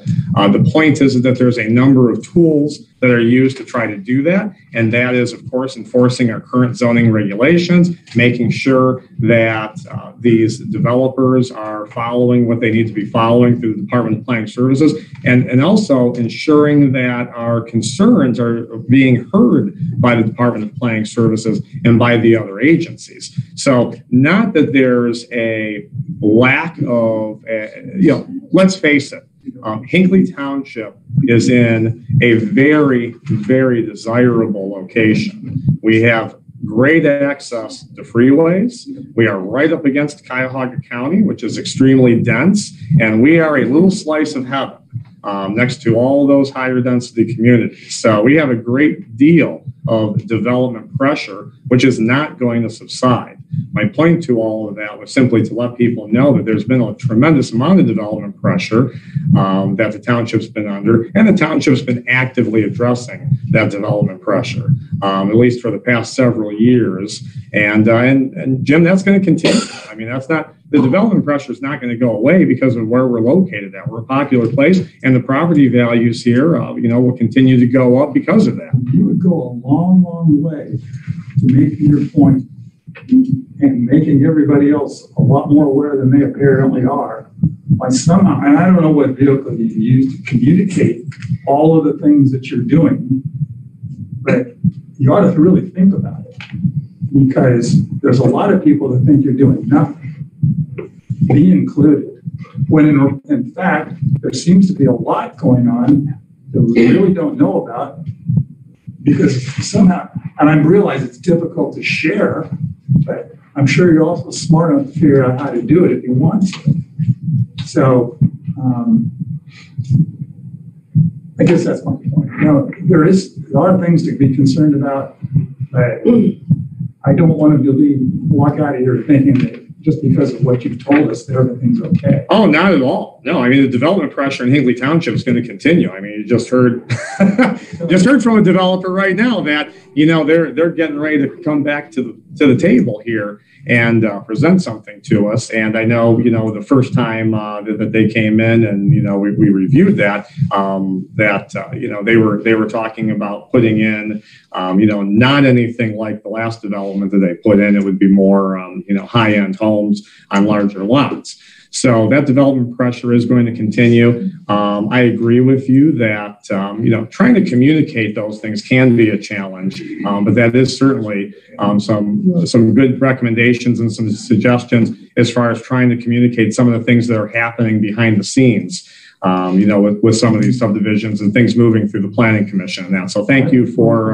The comment is that I don't have any facts regarding against developers. All they're doing is taking advantage of the rules that you and others put in place for them to take advantage of. So when they keep coming back to you for more and more clarification, whatever it is they're coming at you for, it tells me that the rules that you set forth in the zoning, whatever they use to determine what they can do, are open to question and ambiguous, or else they wouldn't keep coming back for changes and so forth. So once again, you get back to like the zoning regulations and so forth, which should spell out specifically what they can do, what they can't do, and they get rid of these voids of ambiguity that raise questions about what they can do, what they can't do, and that's why they keep coming back to it. So I don't know how you go back and call through all the zoning laws, but I'd like to see it done. I think, Mr. Larson, you've seen recently the Board of Zoning Appeals denied 2 variances, maybe 3? 2 variances because we followed our rules. Yeah, I almost had a freaking heart attack when they did it. But why would you have that? They've always abided by the laws that they're required to abide by. I salute them. So, that's our goal, is to abide by the laws that we have in place. If we don't have them in place, yes, we need to change them. Take the Board of Zoning Appeals. They're being asked to do things or certain expectations to do way more than they're authorized to do. Like what? I feel like bad for. Like for what? Like what? Well, for the senior housing project. They're doing exactly what they've been governed to do. Yeah. That was right within their realm as the Board of Zoning Appeals, which is a judicial board. Their job is to read the zoning resolution and make determination based on that. And that's what they did. And I know a lot of people here are not happy with the senior housing going in. I'm not happy that the senior housing is going in on your behalf. But the bottom line is that our zoning resolution allowed it. And if we wouldn't have done it, we've been spending millions of dollars in taxpayer dollars in court. And for what? It's still going to go through. Yeah. So what would be the benefit? So now we have to go into our regular meeting and change that language. And I've got a request, like I said, and so does Trustee Kalina, to the zoning commission to go in and tighten it. I'd like to wrap this up. Maybe 2 more questions regarding the Hinckley Rural, and then we're going to move on. We have a long agenda. This is just one of very large topics. Yes, go ahead. Identify yourself. Line 1530 Mattingly Road. My apologies. I spoke over your name. That's all right. Heidi Gutlein. Heidi, thank you. Yes. This thing about, well, we need to change it after the fact. When they were putting in Redwood Falls, it kind of caught everybody by surprise. I came up here and I spoke with Ray Schulte, and he tried to give me a song and dance about, oh, this and that. And I said, cut the bullshit, Ray. Tell me what's going on here. He said there was a loophole in our laws and the builder would have sued us. So I said, why didn't you tell me from the beginning what the truth was? So it seems to me that we keep going back after the fact and trying to fix these loopholes. Why don't we once and for all sit down and make these laws ironclad and give the residents what they want? We're all sitting here. I feel like it's going round and round in circles. We're asking, what do we need to do to get what we want here? And we keep getting all these. But what you want is different than what somebody else wants. And our job is to represent all of you. So if you call me, you text me, you email me, and tell me specifically in the zoning resolution. One call do. Because he didn't even want to come because he said it won't do anything. Because it doesn't matter. It does matter. It does matter. It does matter. I absolutely agree with you. But I don't know what you want in the zoning resolution changed until I hear from you. What do you want? What do you want for Redwood Falls? Nobody wanted it. I cannot speak to Redwood Falls. I was not a trustee during Redwood Falls, but I can speak to what I'm doing now. And I have to tell you that the zoning resolution does not fall on this board. We didn't create this zoning resolution. There are boards and boards and boards of trustees prior to us that created this zoning resolution. Yes, you need to have public comment at the zoning commission meeting. The zoning commission. It's all published. It's public knowledge. Nothing's hidden. Your commentary is supposed to come back in a public hearing before anything comes before us from a zoning commission. So if you didn't make comment, it's a citizen's responsibility to make comment. I have no crystal ball. I cannot foretell the future. As best I can write a language for anything, there's going to be a loophole, because I don't have that crystal ball. Things change. So your input, your brains, your minds, as many of them, help fine-tune zoning regulations before they become law. How? Give us. You have when there's a public hearing, that's when you do. Go to the zoning commission meetings. Come to the trustee meetings. I have to tell you, I did something that's never been done before. I went to Facebook, Hinckley Ohio Discuss It, and said, I want to hear from the people of Hinckley. Tell me what you think about the senior housing, and give me conditions. And I'll tell you what, our BZA pulled a lot of conditions from the Hinckley residents that interacted because they didn't think outside those boxes because they had never been in that position before. This is the first time the BZA's had a business that's residential.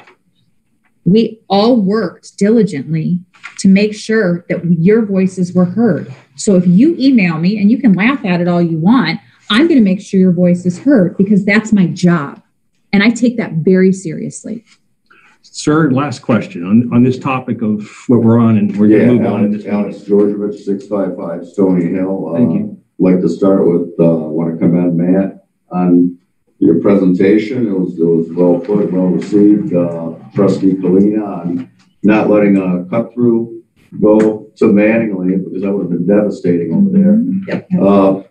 Last week was the first town hall that I watched, and trying to get the feel of this thing. And one thing I noticed, which relates to our topic tonight, is that everything that the sentiments that the people had, it would always come down to the question of the zoning commission or the zoning board saying, well, what are we supposed to do? Our hands are tied. What I want to say is, let's not get caught on our heels again. That's one thing I tell the soccer players. So let's be proactive and make sure that doesn't happen again. As far as the 2 acre minimum, that's a minimum that was set. Maybe it was based on septic systems, whatever the case. 5 acres sounds good, but why can't it be 3 like Litchfield? Why can't it be 3 like Sharon? I don't think that's inconceivable. And I think I share Trustee Kalina's sentiment as well. I grew up in Royalton. I spent 48 years there. But the problem was, when my parents moved there in the 60s, it was a nice feel to it. Then it became Parma. Then I came to Hinckley, which I learned to adore ever since I was a kid. I don't want to see that happen here. And unfortunately, if that does happen, probably the only remedy is a bulldozer. And we all know that that is not going to be allowed by law. And then we'll just sit back and say, well, you know, we didn't know this was going to happen. But the conservation districts, I like the whole premise of a conservation district because, yeah, you're gonna save the greenery, but the way that was laid out, you're driving down 303, everything's spaced out. All of a sudden, boom, it looks like something out of a movie where everything's stacked up on top of each other. And of course, you're going to want to put in the shortest street to have the shortest utility run on that. But those homes are horrible. I went over there and visited some guy who was selling something, a tractor park. They might have a 50-foot backyard. Yeah, it's loud, but it doesn't look like it belongs in Hinckley. And if you have 5 acres, you have less residents. It's less of a financial burden on the police and all the other services, isn't it, with less residents? And I mean, therefore, isn't by dictating a larger lot size conservation of space as well? Because you're preserving that greenery. So that's basically all I have to say today. And they had some good points up there. So just by a show of hands, how many people support the 5 acre minimum? Can you amend that then and ask how many people would want over two? Over 2. Okay, I'm going to do that next, Michelle. You read my mind. I'm not stuck on 5. Okay, but it helps me to visually see it. So who is in support of anything over 2? So that's a better. Oh, yeah. And yeah. People are responding over. Everybody raising hand. Awesome. Jim, can you count those for me online while I tackle here? We got 2. Online, Melissa, you have 2 so far. Thanks, Jen. Oh, there's more. Perfect. 23 versus 18. But what we don't know about, you have to have that. Is it done yet? We're not making a decision tonight. We have to quantify. We have, and you respect that, right? I'm assuming you respect the fact that we have to quantify. I love hearing from all of you. I love seeing all of you. This is fantastic to me. I can't tell you how much I've missed this. And I think that we have to quantify it. We have to get a firm number as to what people want, because some people are not for 5, and go from there. Because can I just make one last comment? I'm not adversarial with development or developers. I think some of the developers are residents here, longtime residents here, and it's not a question of halting all development for me. It's a question of just what is the give and take, right?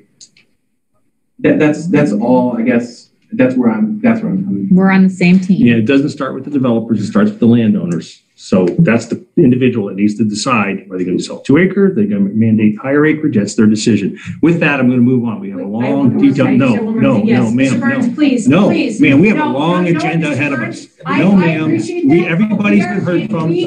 We're moving on. This will go on forever, ma'am. No, we're not making. No, minutes and I'm done. no, you've already had the floor. All right, let's go. Come on. Yeah, we're moving on. We have other topics at this length. Ma'am, you're being disrespectful in public hearing. We need to move on. I have another 2 hours. Okay, the zoning commission is appointed by you guys. Okay, that's why we're here for you. Right. Number 2, the zoning commission tells us that they cannot change the zoning code without a request from you. That's also not why true. we're here. The zoning commission can bring us changes, and we are the ones who either accept or reject those changes. Okay, so we can go to them with our ideas. Absolutely, and actually that's you with our ideas, and then they don't have to have your approval to amend. they have to have our approval to amend, but they're the ones that write the language. Okay, so if we had a pie chart, the BZA is our judicial branch. Right. The zoning commission is the legislative. Right. So they will write those changes and then bring them to the trustees for either acceptance or a rejection. The last thing is, I understand. It's not even as simple as. Hold on, Mr. Richter has something to say. That's a very simplified version. What I would suggest is look at the revised code under 51902, and that will explain how to amend the zoning code.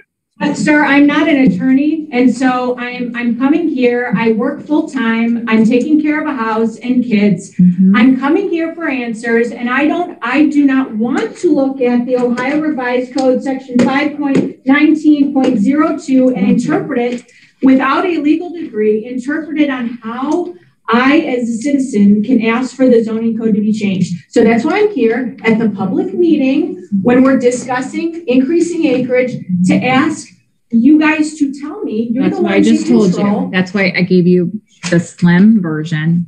Okay. That's the version. Okay. The last thing I want to say is I understand you want to hear from the residents in order to determine whether or not you do an acreage increase. Is a survey not enough? If we did a survey, if the residents figured out how to pay for it.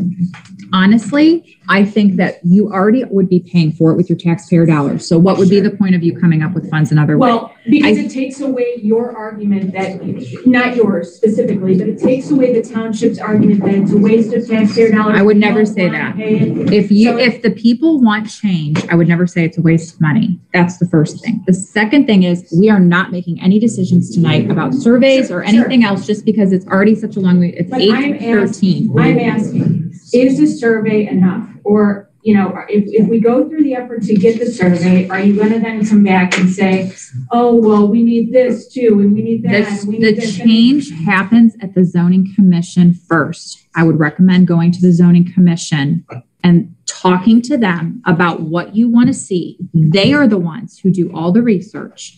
They are the ones, not us, that do the research to change the zoning language. But you're saying you need to see numbers. Yes, and the zoning commission will work on that on your behalf. But how, so they would do a survey then? They would work on some way to do it. However they choose to do it. And I'm sure the trustees could be involved at some point. I based on, and it's right in front of me, 5.519.12. You might want to change that in your notes because you said 02. Okay, well, I wrote down 5.19.12 for the referendum. That's, we wanted to get it onto the ballot. It's everything. It's amendment to zoning resolution, procedure, referendum, form of petition, filing requirements. There's a couple different ways it can be done, but the way we traditionally have done it in Hinckley Township is that the zoning commission creates the language and brings it to the trustees. You're welcome. I'm always here for you. Dave Sentner, Chief Sentner, are you online? I've asked him to unmute, and he's not unmuting. Trustee Augustine, you may need to present. Mr. Burns, I'm here. He's here, Chief Sentner. Let's move on to your topics, please. Chief Sentner? All right. If the board is ready, I am as well. Perfect. Go ahead, please. All right. Good evening, everyone. First item on my agenda is request for appropriations to purchase one mobile data terminal for the new cruiser from Dell Computers at a total cost of $2,260. Hold on, Chief. We got people clearing the room. Thank you. Thank you. Thank you. Thank you, Matt.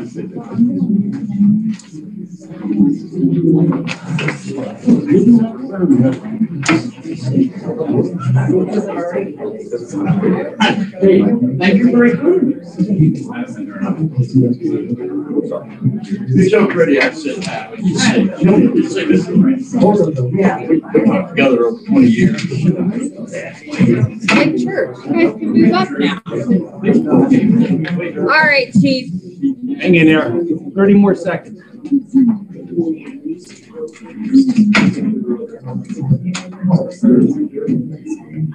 All right, Chief, you had a request for appropriations to purchase one mobile data terminal for the new cruiser from Dell Computers at a total cost of $2,266.66, correct? That is correct, yes. So moved. Moved by Augustine. Any second? Seconded by Colleen. Any further discussion, trustees? No. No. All in favor, say aye. Aye. Aye. That's unanimous. That motion's passed. Thank you, Chief. Let's move on. Request for appropriations to install window tint through North Coast two-way radio for the new cruiser at a total cost of $370. So moved. Moved by Augustine, seconded by Colleen. Any further discussion? All in favor, say aye. Aye. That's unanimous. Thank you, Chief. Next. Request for appropriations to install the graphics on the new cruiser through Classic Designs at a total cost of $525. So moved. Moved by Augustine, seconded by Colleen. Any further discussion? None. All in Chief, this is for the truck, correct? That's correct, yes. Okay. When you said new cruiser, I just want to make sure that everyone sees that truck with your beautiful detail on it. Okay. Thank you. Vote. All in favor? Aye. That's unanimous. Thank you, Chief. Move on. That one's passed. Last item, request trustee board approval by resolution for the intra-county mutual aid agreement for law enforcement as proposed and drafted by the Medina County Prosecutor's Office. At this time, I'd like to make a resolution to enter into an inter-county mutual aid agreement for law enforcement with Medina County effective today, June 15th, 2021. How long does that run, please? It will run, it will be reviewed periodically, but it will be in effect until it's dissolved. So effectively, it could run for quite a while. Okay, thank you. Motion's moved by Augustine. Seconded by Colleen. Any further discussion? Let's do a vote. Is it a resolution? Lena? Yes. Augustine? Yes. Burns is a yes. That's unanimous. Thank you. That has been approved. Thank you, Chief. Is that all you have for tonight? That is all I have. And Thank you for hanging in there. I'm going to step away. If you need me, please call me and I'll come back into the meeting. Thank you very much, Chief. Have a great evening. Thank you. You too. Thank you. Chief Grossenbach is not with us this evening. He has excused absence. At this time, I'd like to request appropriations to purchase 12 uniform badges, 10 firefighter, 1 chief, and 1 lieutenant through Galls at a total cost of $850.36. I'll second. Moved by Augustine and seconded by Kalina. Is there any further discussion on this? No. No. None. All in favor say aye. Aye. That's unanimous. That motion is passed. Thank you. That's all I have for police and fire. All right, so at this time, I'd like to make a request for reimbursement to resident Ken Jacko to repair a sprinkler head that was damaged by a snowplow over this past winter at a cost of $44 from Husney's Landscaping and Irrigation invoice. Second. Seconded by Augustine. Any further discussion? All in favor say aye. Aye. Thank you. That motion's passed. Zoning. Did you have anything for service? No. That was service. Oh, I mean, sorry. That's okay. Throw me off. It's been a long night. We're actually moving, so we get to the next. We're moving past. Okay. Right. I think we talked about zoning enough. So, well, both of our boards are working hard. That's what I can. They are. That's what I can tell you. They are. Both working. Thank you very much. I have nothing in cemeteries to report. Back to you, Mr. Kalina. Okay. OTARMA, which is the Ohio Township Association Risk Management Authority, has a new coverage option for townships, and it would allow for a single application and no tracking of individual bonds. And I have a resolution here, and this will allow Chris Medwood, who we just hired recently in our office here, to the ability to accept money through the zoning office, which she currently does not have the ability to do because she is not bonded. And this will make it easier for us to also bond future employees and elected officials. As you know, my bond took considerable time to come through. So I will make a resolution, whereas Hinckley Township, Medina County, is a member of the Ohio Township Association Risk Management Authority, OTARMA, a political subdivision risk pool established pursuant to Ohio Revised Code, hereinafter ORC 2744.081, whereas House Bill 291 was signed into law December 20th, 2018, and became effective March 20th, 2019.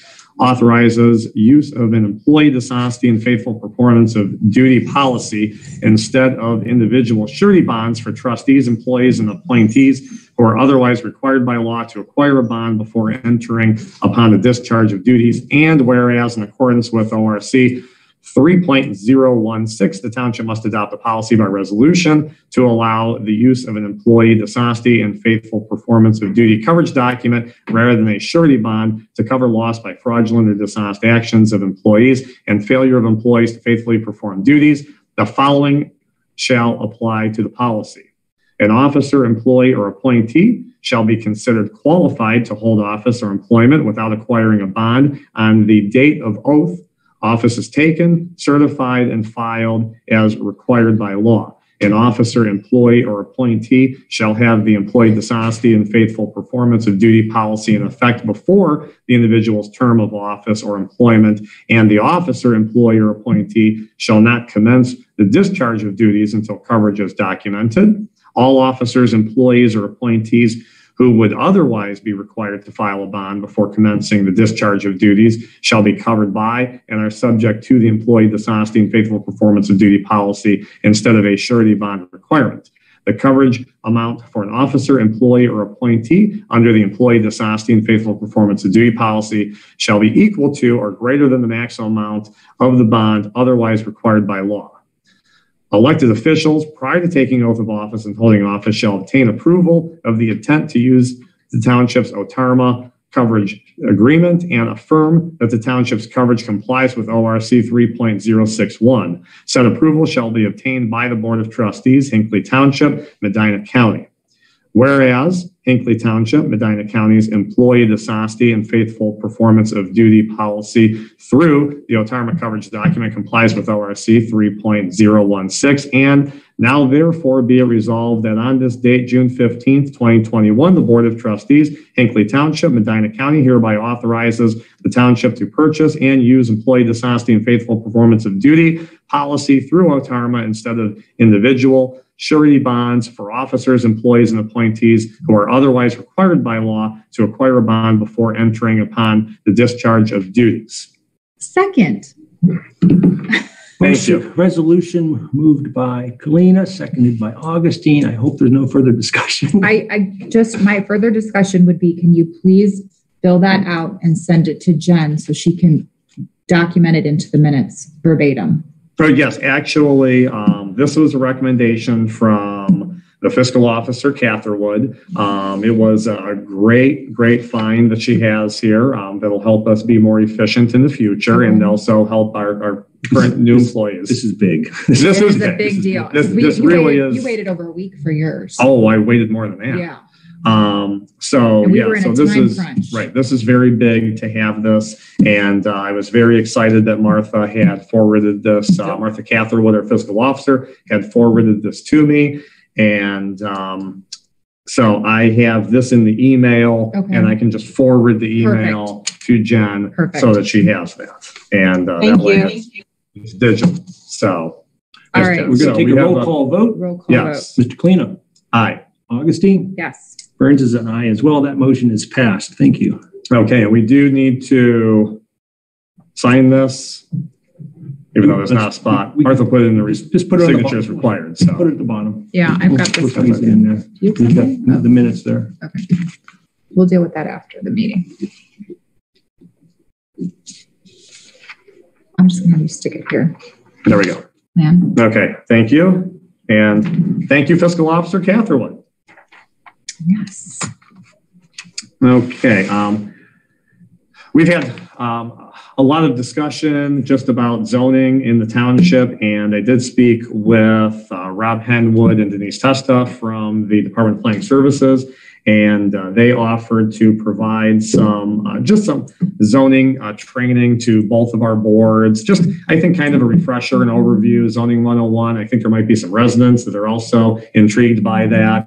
And just in my conversations with the board members, it appears that we haven't had any actual training for the boards in quite some time. Obviously, COVID impacted that as well. So that's something that we're exploring. And really, that's going to be dependent on their schedule at the Department of Planning Services. And we'll kind of go from there. Now, would it be there, virtual, here? What are we thinking? I don't have all the details Okay. of that right Just now. curious. I would prefer that they attend here. Yeah. And meet with our board. So that's just something that we'll see if we can pull together here later in the I year. would like to attend that as well. Well, I think it would be open to everybody. So Okay. yes. And speaking with Mr. Smerigan regarding his professional services, he is the professional planner with Tactical Planning who has been involved with the senior housing project. I would like to request appropriations for additional professional fees to contract with Tactical Planning LLC, George Smerigan, for third-party planning assistance to the Zoning Commission and Board of Zoning Appeals regarding review of a senior housing project. The contracted amount is not to exceed an additional $1,200 and will be paid upfront by the applicant. Seconded. Okay, I did reach out to Davey, talk to them about this, that there would be additional funds that are necessary to continue moving forward. And George has informed me that, of course, out of the last bill that we received in March was $4,080. That left $720. Those funds have been expended, of course, through this process because it has went on longer than I believe he initially had planned. Yes. So we're requesting some additional funding to make sure that goes, makes it to the finish line here with the Zoning Commission and provide them with some assistance as well in looking at the site plan, which is where we're at in that process right now. And of course, anything that is remaining of that would be refunded back to the applicant then if there's remaining dollars left that were not needed. Okay. Nikki. So it's been motioned by Kalina, and I've seconded it. Yes. And we just need this is the resolution or just a motion? This is All in just favor, say requesting appropriations. All in favor, say aye. Aye. That's unanimous. That's passed. Thank you, Mr. Kalina. Thank you. Okay, and Fiscal Officer Catherwood had also provided me with some contact information for OHM. And OHM advisors are the group that did the comprehensive plan. Correct. And I've spoken with them a number of times, and they seem very, very knowledgeable. That's Aaron Dominy, who I believe was actually involved with Hinckley Township at the time, and also with Arthur Schmidt, who is one of their planners. They've actually moved their planning to, I guess they used to be Columbus, but now they have planners that are actually in Cleveland, Ohio. And Mr. Schmidt lives right next door. Actually, he lives in Brunswick, so he's very close to Hinckley. And I had some conversations with them regarding the comprehensive plan and with providing some, as was talked about just today from the residents, actually, being able to provide some guidance to the Board of Appeals regarding the upcoming plan that they are going to see regarding tire maps and the fit of that. That is located in really what I would consider to be the gateway to the township. They had provided us with guidance when Sheets was originally proposed on that same parcel. And so they're familiar with that parcel of property. They're obviously familiar with the comprehensive plan. And so my discussion with them has been kind of twofold. My discussion on one hand has been the township requesting some services from them. And if we need to if the board feels that they would need some assistance with the plan itself, then that would be separate. And that would be a bill that we would ask the applicant to pay for professional planning services for the site plan. So the really kind of what we're talking about is two different matters. One would be paid for by Hinckley Township because we're asking for some guidance with our comprehensive plan, as was done previously with Sheets. And the other would be that if the board believes that they need some assistance with the site plan specific to tire maps, then that would be addressed separately. Right now, what I would like to address is just providing them some information regarding interpretation of the comprehensive plan, illustrating, how the application might conform, advances the comprehensive plan, and looking at that, from a broader perspective than just a particular site. So I would like to request appropriations for professional fees to contract with OHM advisors for third-party planning assistance in Hinckley Township for zoning and comprehensive plan guidance. Before I finish this, though, we have a couple of different options. They would charge They would charge us $125 now. That would be their fee for providing some guidance. We could just cap that at $500 at this point and look at that. We could make it not to exceed $1,000. I don't know. I'm necessarily married to one or the other. I think we could probably start small and just request $500 at this point in time. Ask them for further input on the review. They are willing to write something up. They're also willing to attend the meeting. If we would, that might be very helpful. Yeah. And the meeting's going to be 2 hours. Right. So maybe we should shoot for the. So that would get us. Basically 4 hours at $500. Now, of course, we have to keep in mind that the motion would be not to exceed. So that doesn't mean that we're going to spend 8 hours of time with them. We could, but I think that with their familiarity with the site and what TireMax is and what we're trying to accomplish, 4 hours might be more than adequate for them to give us some. I agree, and they kind of alluded to that. I have already sent them all the information that we've received so far. They're obviously familiar, as you mentioned, Trustee Burns, with the site and with the comprehensive plan. So I think we could. Let's do not to exceed $500. Yeah, the contracted amount is not to exceed $500 at a rate of $125 per hour. I'll second that motion. Thank you. Is there any other discussion? I do have one question for you. Yeah. This is for the Hinckley Township portion of what we're trying to accomplish. Correct. Remember you said you're splitting yes, this into. They said very clearly to me that they have done this before, that they would have no problem differentiating if we ended up with both, differentiating what they were helping Hinckley Township with and what they were providing specifically for the application, specific to that application itself regarding the site plan, which would be provided for in our zoning resolution already, that we can request the applicant to cover those services. So they felt very, very confident that they could differentiate one and the other and bill appropriately for one and another. Okay. That sounds believable. Is TireMax on board? Do they know this is happening? I have not had a discussion with them yet in regards to covering any cost because the board has not requested that at this point in time. They have not, as far as I know, they haven't looked at the plan. They just know it's on the agenda. It's in our regulations. It's a matter of us approaching them and saying, this is how we're going to proceed. Yeah, okay. I think it's a good idea. Right? They kind of have to say yes. All right, so we have a motion on the floor. I seconded it. Any more discussion, trustees? All in favor? Aye. Aye. Aye. That's unanimous. Thank you, Mr. Kalina. Okay, thank you. And the senior citizen residential facility. I feel like I should high five you. We're on the same page with this one. Well, this, this gets, this touches on a number of different areas. And,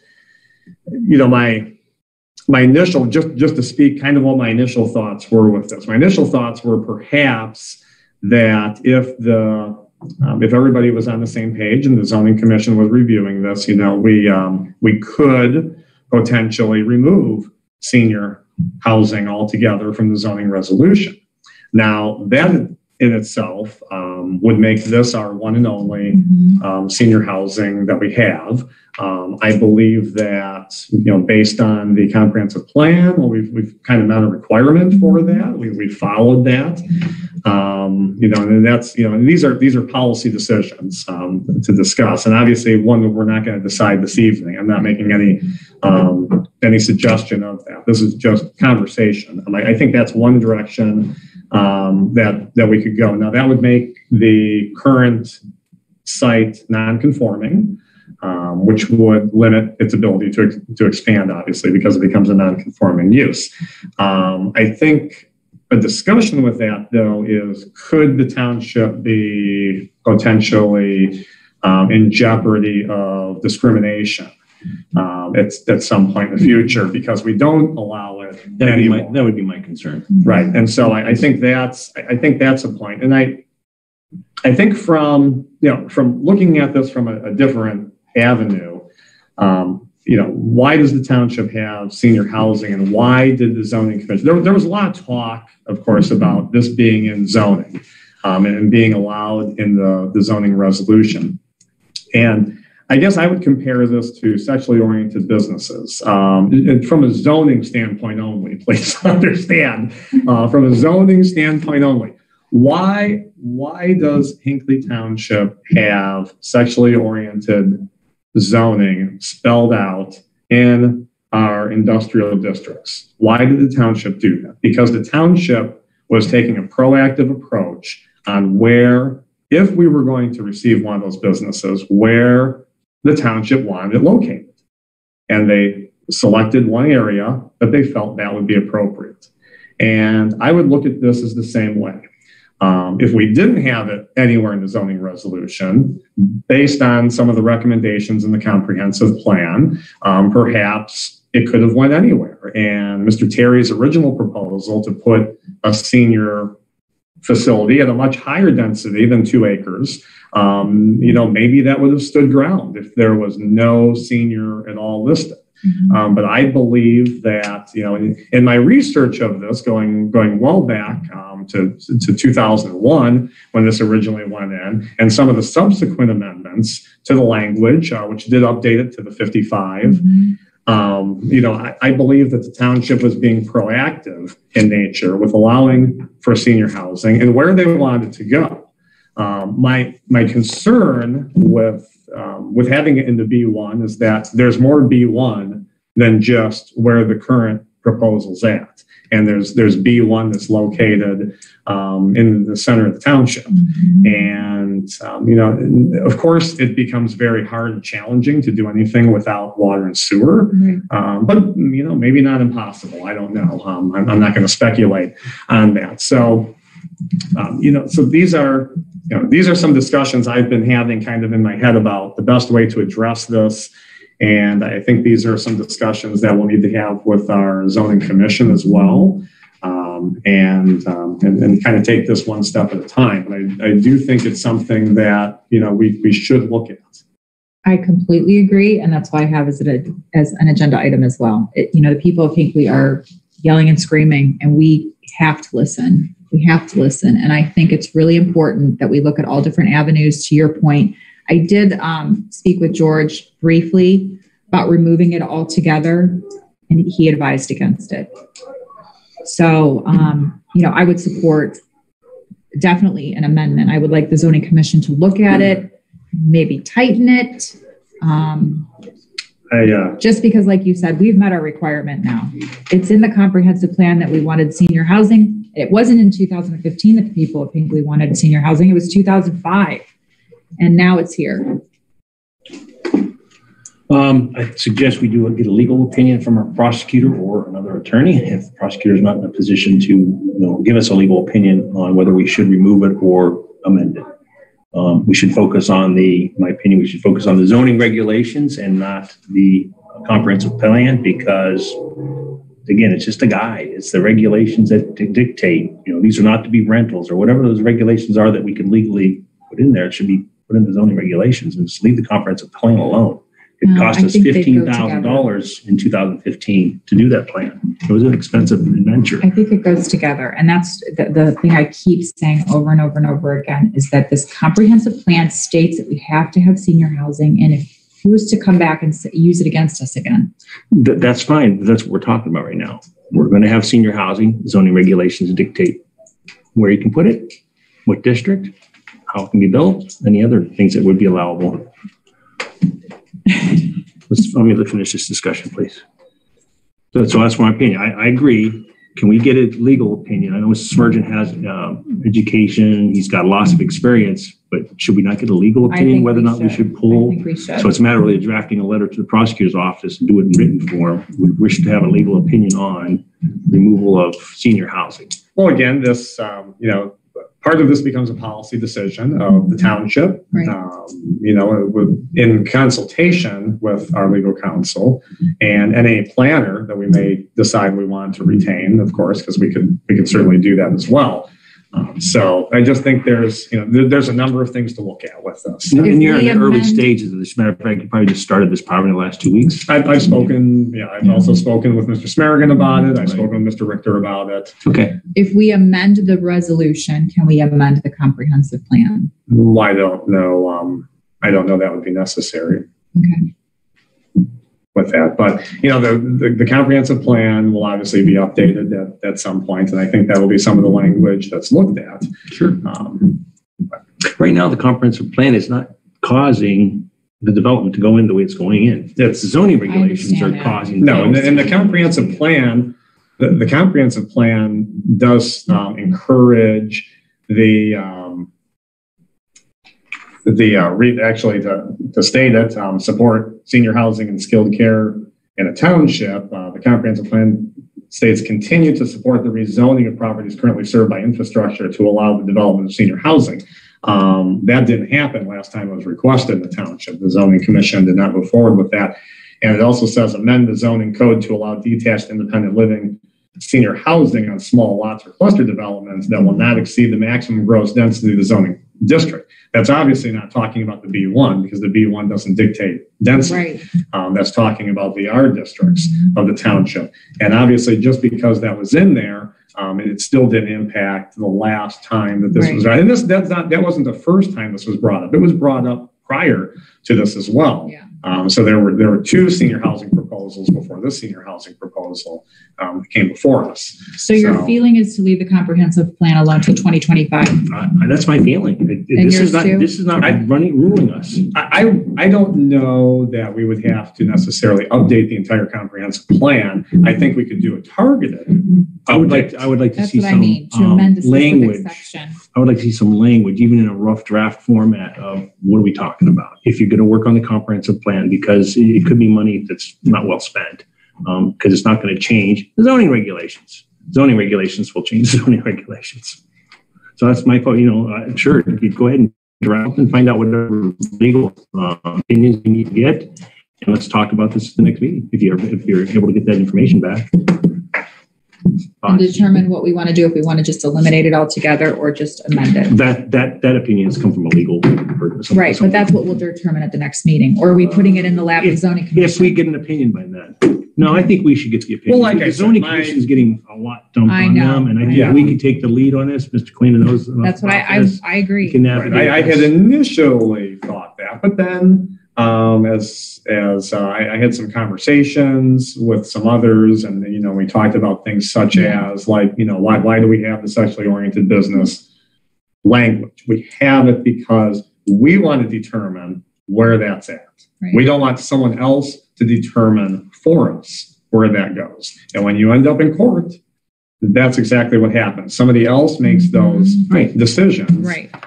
For the township. And certainly I don't think the residents are going to be happy about necessarily a decision that's coming down from the court. So that's why, initially I thought, well, we could take that route and just eliminate, but then you potentially have a problem. That's again, I'm just speculating. To make your point, if there was no sexually oriented business language, it's a free for Right. It could be right here next to having us. something is better than nothing. You've addressed it, and this is how it's been addressed. And we've dictated where it can go, and just like senior housing. Senior housing was spelled out. It was to go in that one location. Quite the analogy. I can't take credit for it. I can't take credit for the reference. If you're able to pull something off so we can make a decision at the next meeting, fine. But that is you're asking the prosecutor's office to do some research. It may or may not happen that quickly, but certainly, that's where I'd recommend we go. If he's still on, Sean. No, I think he's dropped. Sean Compare, 90B Weston. My question would be if the language does have to state in there regarding senior housing, can density be tied to that definition? We can define it any way we want. That would be my response. And we want to make a change. We just couldn't do it in the middle of the BCA hearing. Yeah. But just have a fix. Right. That's one of the reasons we have a consultant. He has a lot of experience in many communities doing things like this. And Sean, from my research, I don't know that, at least what was shared with me, in my conversations with the Planning Commission, looking at other similar ones that have been built, the density is right around where others are at. The similar types of similar types. I've said this before. I understand what you're saying. I think that my opinion is, I think when people think of senior housing, you think of these two little cluster homes or whatever. I don't think that anybody kind of had this apartment complex vision. No, therefore, exactly. Which is why, right? Facilities like we use facility when we want to use facility. We use housing when we want to use housing, and I think there should be some definitions. And that was where if we have to go a route of being against, let's just call it apartment complex, how can we do that with staying within those guidelines? Can we use density in our favor? And you're saying maybe no. I don't know. We have to research that, Sean. That's my question. Yeah, I'm not saying no. I'm saying we have to really research that. And the one question that you brought up, if you look at the actual data from in the comprehensive plan, and I know there's been a lot of discussion about whether or not that's a representative sample size of the township. And I'm not going to debate that because I don't have that information.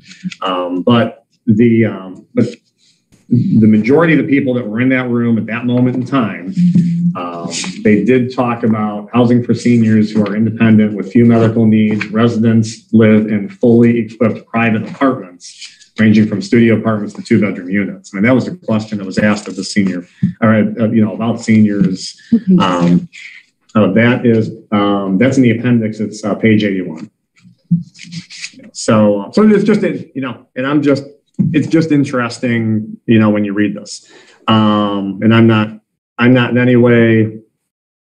People tend to ask questions that lead them to the answer that they want to get.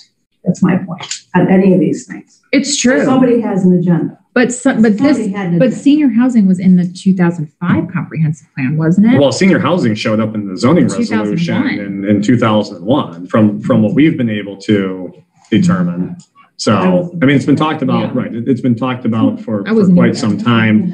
And to be honest with you, if you really want to go back and look at the history, this was talked about at multiple meetings, starting in 2016 through 2017.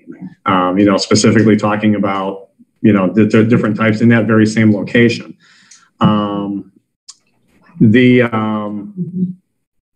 I wanted to talk about we have on here the annual complete managed security for the township here. Did you skip the other one deliberately? Which one? Not Pleasant. Oh, you can come back to it. No, you can come back to it. It's just I'm going in. Make them wait 5 minutes. I'm going in the order. Was that yours? I'm sorry. I was like, is this a deliberate act? I don't know. Now, do you see how I'm organized here? I've got everything tabbed and organized in my own order here. He did. No, we do need to talk about this. Okay. We received a vacation of subdivision, and that vacation, it's a replat. Okay. And so the original lots that are the 66-foot wide lots on Route 303 that are now part of the overall plat that Mr. Wolney owns. Right. Okay. Okay, those lots are part of the Mount Pleasant home site allotment. And I believe, and I think I read it somewhere, I think that was going back to 1926, maybe when this was. 25. Wow. Okay, so those were divided up quite some time. I do have some questions actually for the applicants for this, but I did have a number of conversations with George Smerigan regarding this, as well as our legal counsel, just to make sure that we were covering everything with this. And basically what we're signing off on is we're indicating that the lots meet zoning. That's what we're signing off. Okay. That's the township's role in this. I will state of interest to me, at least, that there was some deed restrictions going way back regarding two of the lots, at least. I don't know about the other ones, but lot 30 and 31 that said no residence shall be erected, placed, or suffered to remain on the property within 70 feet of the north lot line, which no plan has shown, and also says no other building or other residence building shall be erected, placed, or suffered to remain on said premises within 125 feet of the north lot line of the premises described herein. Very interesting that the cost of construction of the residence building shall not be less than $3,000. So they wanted to. I'm imagining at that point in time that was probably a sum of money. Yeah, it probably was. So we have the plat here, and my real question about what do you want to? I guess we have individuals here representing the Mount Pleasant Home Sites replat number 1, and I'll ask you to please identify yourself, who you're representing, and tell us a little bit about the vacation of. We have the overhead speakers on too. Push the button to make it go green. Of the vacation of the subdivision. My name is Jeremy Sack. I'm the project surveyor for Mount Pleasant Home Sites, representing the owner, Mr. Wolney. I'm with Davie Resource Group, 1310 Sharon Copley Road, Sharon Center, Ohio. I'm here to answer any questions. It is a vacation of sublots 29 to 31 and 25. What that means is they come out of the subdivision, which has no covenants and restrictions in the subdivision when it was done. It was done in 1925. So it's a very simplified plat in regards to, from a survey standpoint. So hence the reason you see deed restrictions written after the fact, because the deed restrictions were added because there was nothing in the subdivision plat. So by vacating the sublots, you're not vacating any covenants and restrictions. So I guess I want to get that on the record. Right. The deed restrictions will continue to run with the land. Correct. The township does not enforce the deed restrictions. Correct. Got it. I was required by the county to submit this to you first for review and signature, and then it's going to go to the director of planning to sign off on it before it gets recorded. So it has a county review process built into it also. So just that's how the process was explained to me from the Department of Planning Services. So that's why we're in front of you. Okay. The reference to the setbacks, I just want to clarify, just because I'm a surveyor and I want to get that on the record.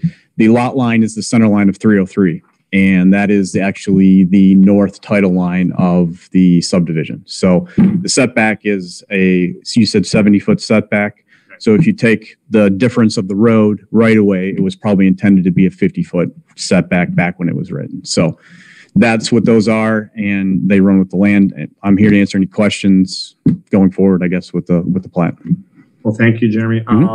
My question really was, I understand sublot 29, 30, and 31. I understand why those would come out because they're going to be part of the greater parcel. I guess I didn't understand why sublot 25 was being affected as well. So they're all owned by my client, and it was a title issue to not encumber them with a subdivision. He owns them all, and we figured we'd do them all at the same time. Which ones are which? Show me. This one's 28. These are, yes, so you have 31, 30, 20. Got it. Right. So you have these three, and then we have Hinckley Land Limited's lot, which we know is next to Mr. Bindoffer. And this one incorporates this one, or it incorporates? It's only the dark 25. line. Okay. Right. So it skips over. Gotcha. It skips That's over what I Hinckley Land. It skips over Mr. Bindoffer. It skips over KRD Manager LLC, and then it's sublot number 25. And then that's next to, this is Salick, who we, there's Salick, yeah, who's been in door meetings before. Yes. Kim has been here. So, yeah, Solak. Yes. So that is what we have in front of us. And from the lengthy research that I performed on ensuring that the township was acting appropriately in the vacation of the subdivision, that these are private deed restrictions. They're enforceable even regardless of this. That doesn't have anything to do with the township. Gotcha. So I will make a motion to accept the Mount Pleasant Home Sites replat number 1 as presented. Seconded. Any further discussion? Thank you. No. Okay. Thank you. If that's a motion, all in favor? Aye. Aye. That's unanimous. Thank you. Do you want to sign? Yeah. Does that have that must be recorded in 2 years comment? Melissa? I'm not saying it. There was a 2-year limit, right? It's not on the title sheet, if that's what you're asking. No. I'm not seeing it. We were adding that to sheets that did not include that, so that had to get recorded by the recorder's office within a 2-year period of us signing it.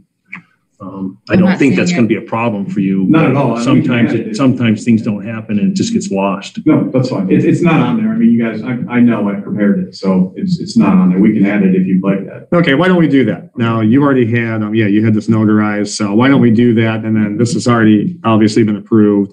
So if you drop it back off here, the trustees will be able to take care of that then, once we're in We can there. all just sign it. Yeah. Are you opposed to us handwriting it on there? I don't think so. We have handwritten Yeah, it you on. can handwrite it. Just handwrite it saying, must be You have to use recorded that by marker. 2 years from Oh, today. yes. So it'd be 6/15/23. What he said. And then we sign it and good to go. I think we should all initial that handwritten commentary though. Any way you can find space. Or we even have some- under us here. That's usually where we write underneath Yeah. our signatures. Okay, and you want to repeat that again, Yeah, go Trustee for it. Burns? Go for it, Jen. Must be recorded by 6/15. Hold on a second here. We're just writing. Mm-hmm. 2023. By 6/15. 6/15/2023. 2023. I'll initial there.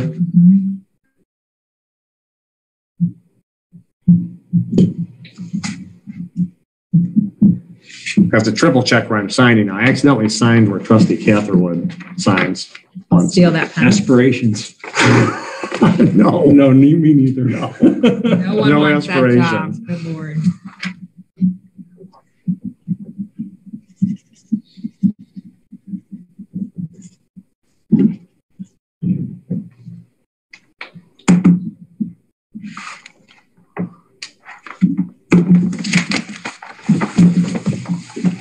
Thank you. I want to initial that there. Oh, thank you.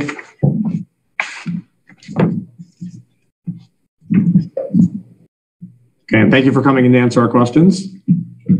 We appreciate that. And waiting. So tumultuous wait, wasn't it? All right, let's sit this up here out of our way. Well, there's a lot of emails that went. I have a thick stack of emails. Okay, so Mr. you've Quinn. got Lighthouse. Back on you. Yes. Okay, thank you again. Thank you. Yeah, so Lighthouse, as you know, had sent us a invoice on, well, this one is June 1st, but they had sent us an invoice prior to that really didn't have a lot of description on what they were providing. Right. And what they stated was that they're providing annual complete managed security. So that's, internet protection, make sure we're not getting hacked. That invoice was $5,746. And basically what they charge is, they charge $442 per computer. We have 5 that are being used within the township. We have 7 for the fire department, and then we have 1 for the service department.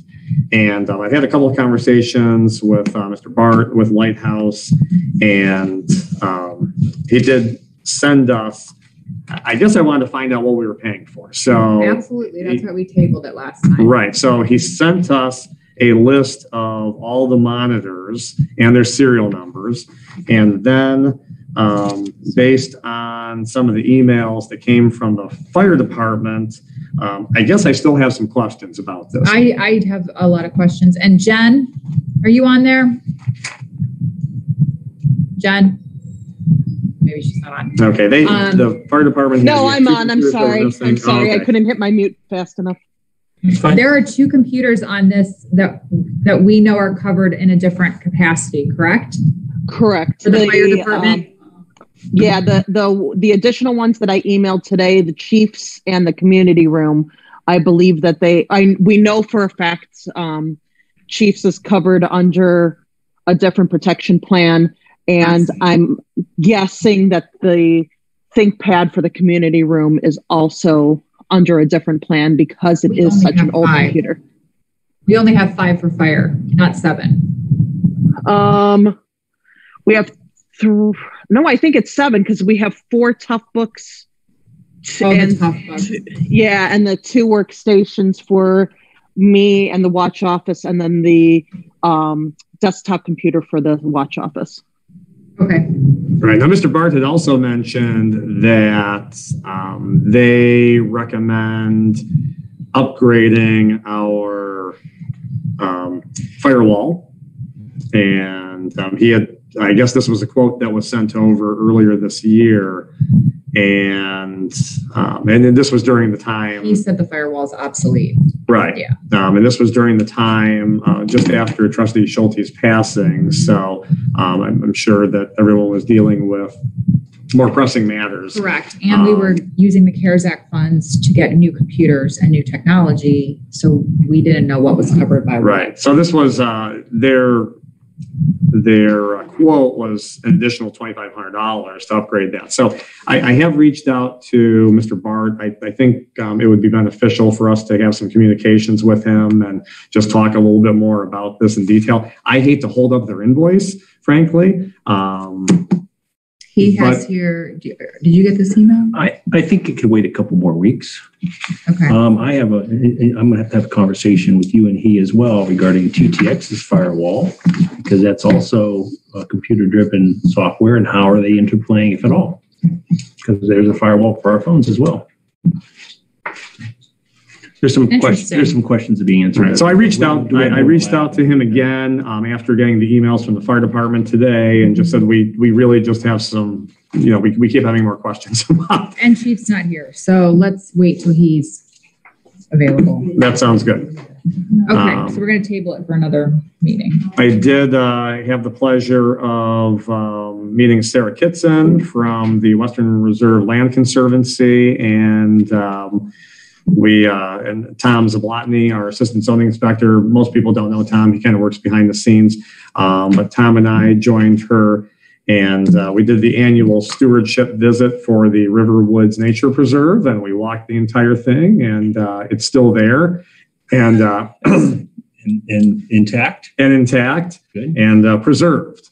So There's a resident that facilitates. Yes, the I whole know, thing. and really does a Very nice nice job because it is well maintained, and the descriptors are maintained, and the benches and that it's truly that's a wonderful asset Absolutely. that we have. And now I'm done. I only have one thing because you took one of mine, which was the request for the zoning commission to revisit the senior housing language. So I'm going to just jump right into my one thing. It's the Hinckley Township opt-out letter for garbage this year. You guys all have a copy in your packet. I've seen it. We have a brand new department now with Chris Medwid and myself and Suzanne Peterlin. We have been working diligently to stay on top of Kimball and make sure that they are abiding by the contract. And this opt-out letter was completely revamped. So you picked up something that she changed, which you might see highlighted in this box here. No, it's small. It's a tiny typo. So what we need to work on is we need to determine the dates of submission. So last year we submitted, we allowed opt-out submission for a week, but we got all of our opt-outs within one day. So we decided to reduce it from November 1st to November 3rd. If you're in agreement, I'm in agreement. We can keep it that way. Do you agree? I would keep it the same as it's been. And you know what? After November 3rd, it stays open if we don't hit the threshold. If we don't hit the threshold, right. Stay open. The other thing was last year we made it electronic, and we thought that was much more successful than people standing outside in the freezing cold in a line. So we tossed around the idea of eliminating the fax option, because what was happening last year was the fax was just getting jammed. And once one's coming through, you can't get another one through. So I wanted to see what your thoughts were on that. Do we want to allow for fax and email, or just email? Just out of curiosity, I don't know if you have the statistics or the numbers. Did the faxes come through in a timely manner? Or were they? No. So they weren't working for the people sending them. That was the problem. Yes. So the emails were the best. So if it's jammed up, then the next guy's waiting. Keep sending it. I kind of knew the answer. I just wanted to hear it from somebody else. And one of the things that we did change that's in the letter is that you're only allowed to submit one time, because we had people that emailed it and then faxed it and then, mailed it, set it up in person. And a million different ways. And then they were jamming up the fax machine for the other people who didn't have access to computer. Sure. So thoughts on that? I'm in email only, or email and fax? What question would be? Well, I don't think that we changed the way that it's run in the past, because it's been running, we've only done it 1 year electronically, which was last year. Yeah, we bring you up to speed. So the first time we did it was last year. Because of COVID, but it was so successful that we just thought, why not do it again? Yeah, actually, we didn't get too many complaints after the fact, did we? No. Yeah. I don't know of any. I'm sure we got some, but I don't know of it. We didn't get I'd say we can go to email only. There's no point in someone sending a fax in if it's not going to come through. Like, get a couple in. Remember, this is time. This is first in, first out. Right. And once we hit our threshold, we hit our literally threshold. checked on time. Well, first in, first out if they qualify. Right. I'm trying to remember, how long did it take to fill the threshold of 130, 140 houses? At last year? Yeah. It was done by 10 o'clock or 9 o'clock. Very quickly. Yeah, it was very quick. So if you're in a fax mode and it's locked up, or you be in process, you're not getting through. Right. The emails are coming through and they're time stamped for when they're time sent. stamped. Yep. And in the inbox, it's actually, there's your chronological order right there. Do we agree with that? Sure. I think it just is hindering the people who are faxing, unfortunately. It takes their chance to get an opt-out in. I agree. All I can ask them to do is to reach out to a family member, a friend, a neighbor, and see if they can't get an email out. The faxes are dated when they come in. But if it's slow, if it's filling up very quickly, the threshold's 132, for example. Melissa might know what it is, but in either case, even if it's filling up really fast, so that in 15 minutes time, 130 slots are filled, that's all that are We've gotten all those emails. Those people are locked out. A fax is not reliable in getting through because of the mechanical nature of that machine, and phone line is only one phone line. Right. You send an email, it's instantaneous, and microseconds later, you're on the next email. And microseconds later, it's continually populating your inbox. Yeah, that's a tough situation. It is. That was hard to go to Hey, I electronic sent it at last year. exactly 9:00.0000. Guess what? The fax machine didn't process it until 9:10 because other people sent it in 9:00 and their phones rang and yours didn't. Right. Yeah, you're set on auto redial, but that's what, 30 seconds later, a minute later? Yes, Deb. I faxed you guys on that, just so you know. Yeah. And they kicked me out like 3 times. Okay. Before it finally went through. That was the problem. Yes. Yeah. What time, how much time elapsed from the time you started ballpark? Probably 3 minutes. So it was quick. It was quick. That's not bad. It was quick for me, but I had to have somebody else do it. Yeah. Because I'm not computer Would savvy. you be able to reach out to anyone to help you email the same thing? I can email, but I just couldn't fax. But I don't know what I'm doing. We'll help you. Well, if you can, that's fine. No, you're not alone. You're not alone in that. No, that's good. That's a good point. I mean, and that's my concern is that there will be 4 people who are timely but aren't getting their stuff received because they're faxing it, and it's a busy signal. The lady didn't help me. She was faxing and emailing at the same time or something. Yeah. She was doing it, but she was, in her 20s. So she wasn't. All right, so we'll just move it to just email if everyone's comfortable with that so that we are giving everyone a fair shot. I think so. Okay. I think the time stamping is much more legitimate. This letter goes to every single residence. So no one is going to be able to say they didn't get it. Do we want to do color? That's something we did last year so that the little Hinckley Township flag was colored and it looks more official. I like the bold printed color. Like, don't forget this is your deadline. Yeah, in red. there are benefits to the But, three colors. yeah, bold's not enough when you're talking about. You got a deadline and it's staring you in the face. It's blue, it's red. Right. Yeah. I don't have a problem with color. Not Okay. at all. I think it's smart. Okay. Are we having these printed externally? We're going to do the same angel printing that they did last So it's an year. external printing company. That was efficient. And they populate the addresses and send them all out. Any advantage into having Kimball stuff them into their billing?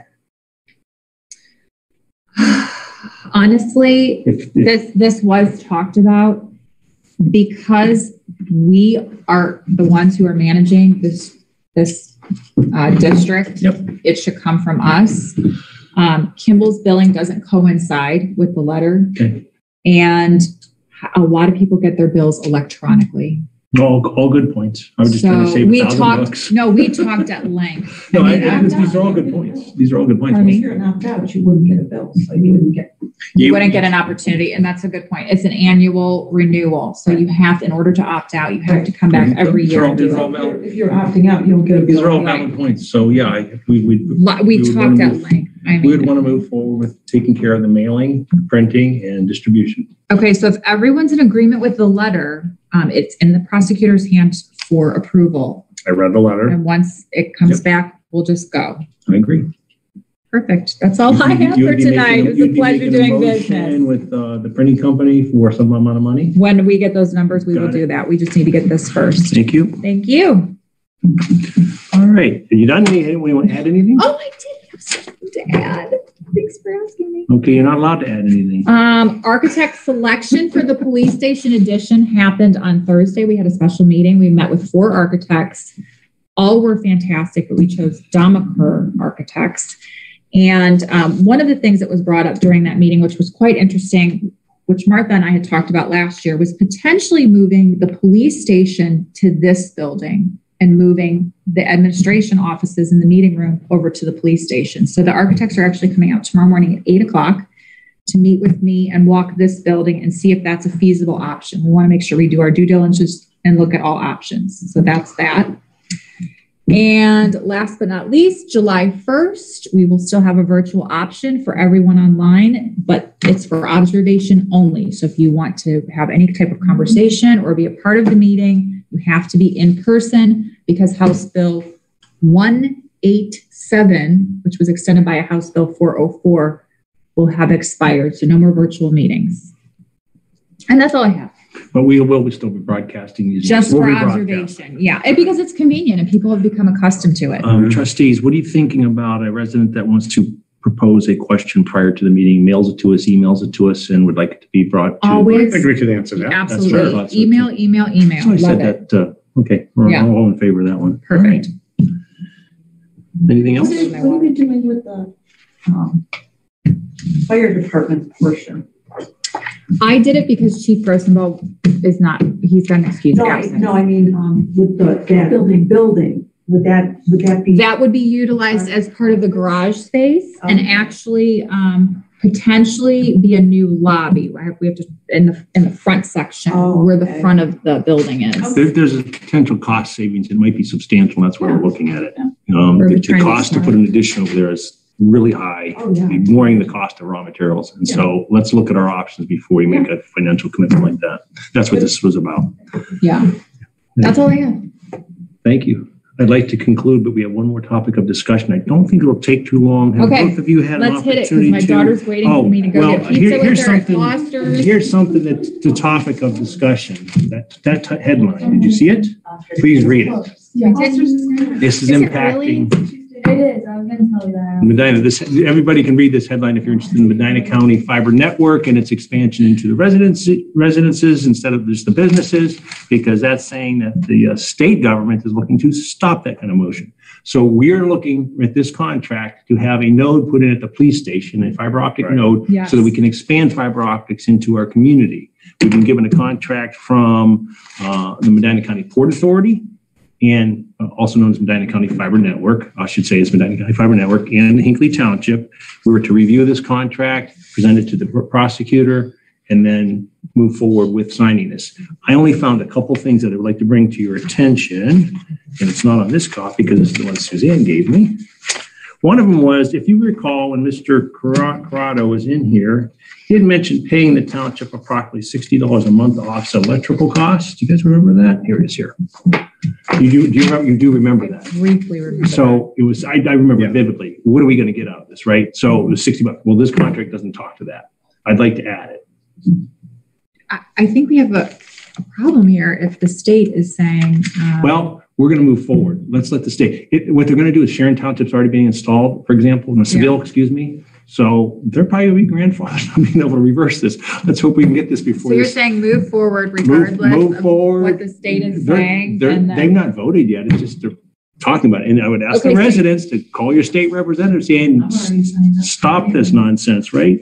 All right, so that would be one change, adding the $60 per month to offset electrical costs. I have an idea where we go, page 2 of the very first paragraph. The prosecutor has looked at this, I'm assuming? No, not yet. We're not signing this today. Oh, okay. We're going to talk about the changes, get it to the prosecutor, okay, so we can put the $60 then. Okay, and then the only other thing I had, well, two things was we're constructing a building, changing things over here. Yes, we are. So somewhere in the language, we want Medina County Fiber Network to absorb any relocation costs. Well, I think that whatever that would be. And that's a good point, because if the reasoning that for putting the node there was that it's open 24 hours a day.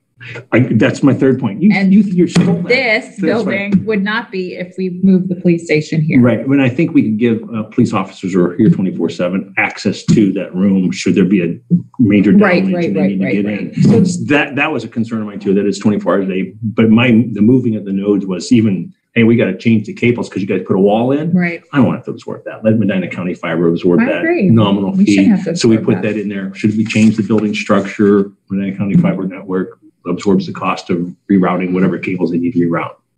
Those were the only changes I saw.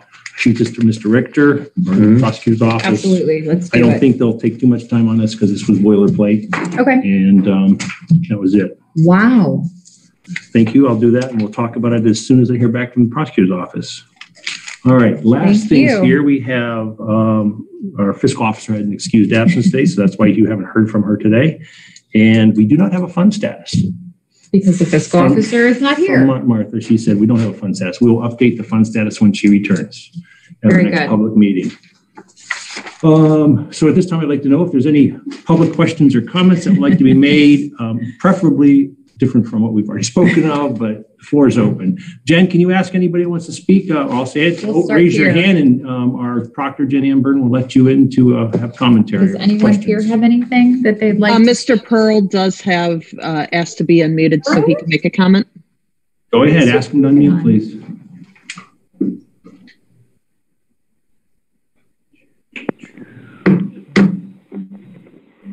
This is Richard. Can you? We can hear you. Sorry, hello, Mr. Pearl. Hold on a moment. You sound good on our end, Mr. Pearl.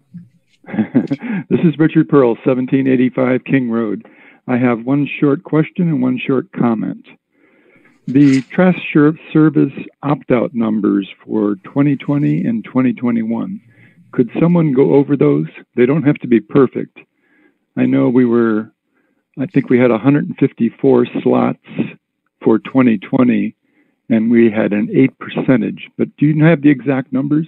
Or I do not have the exact numbers. I know that I think it was roughly, really wasn't that significant of a change. I think it was roughly 158 or 159 opt-outs. In 2020, we had a significant number of people that were not approved, but in 2021, I believe it was roughly 32 people that were not approved. Do you have a percentage for that 22 people? What was the total percent of residents that tried to opt out? Oh gosh. For 2021. That would be the total number of applicants that were legitimate divided by the total number of households. I don't have those numbers in front of me. Those can be acquired, but I can get them for you and email you tomorrow. Okay. And my second thing is just a comment. We have a podium with a microphone. Might I suggest that the public at meetings use the microphone podium for better virtual audio?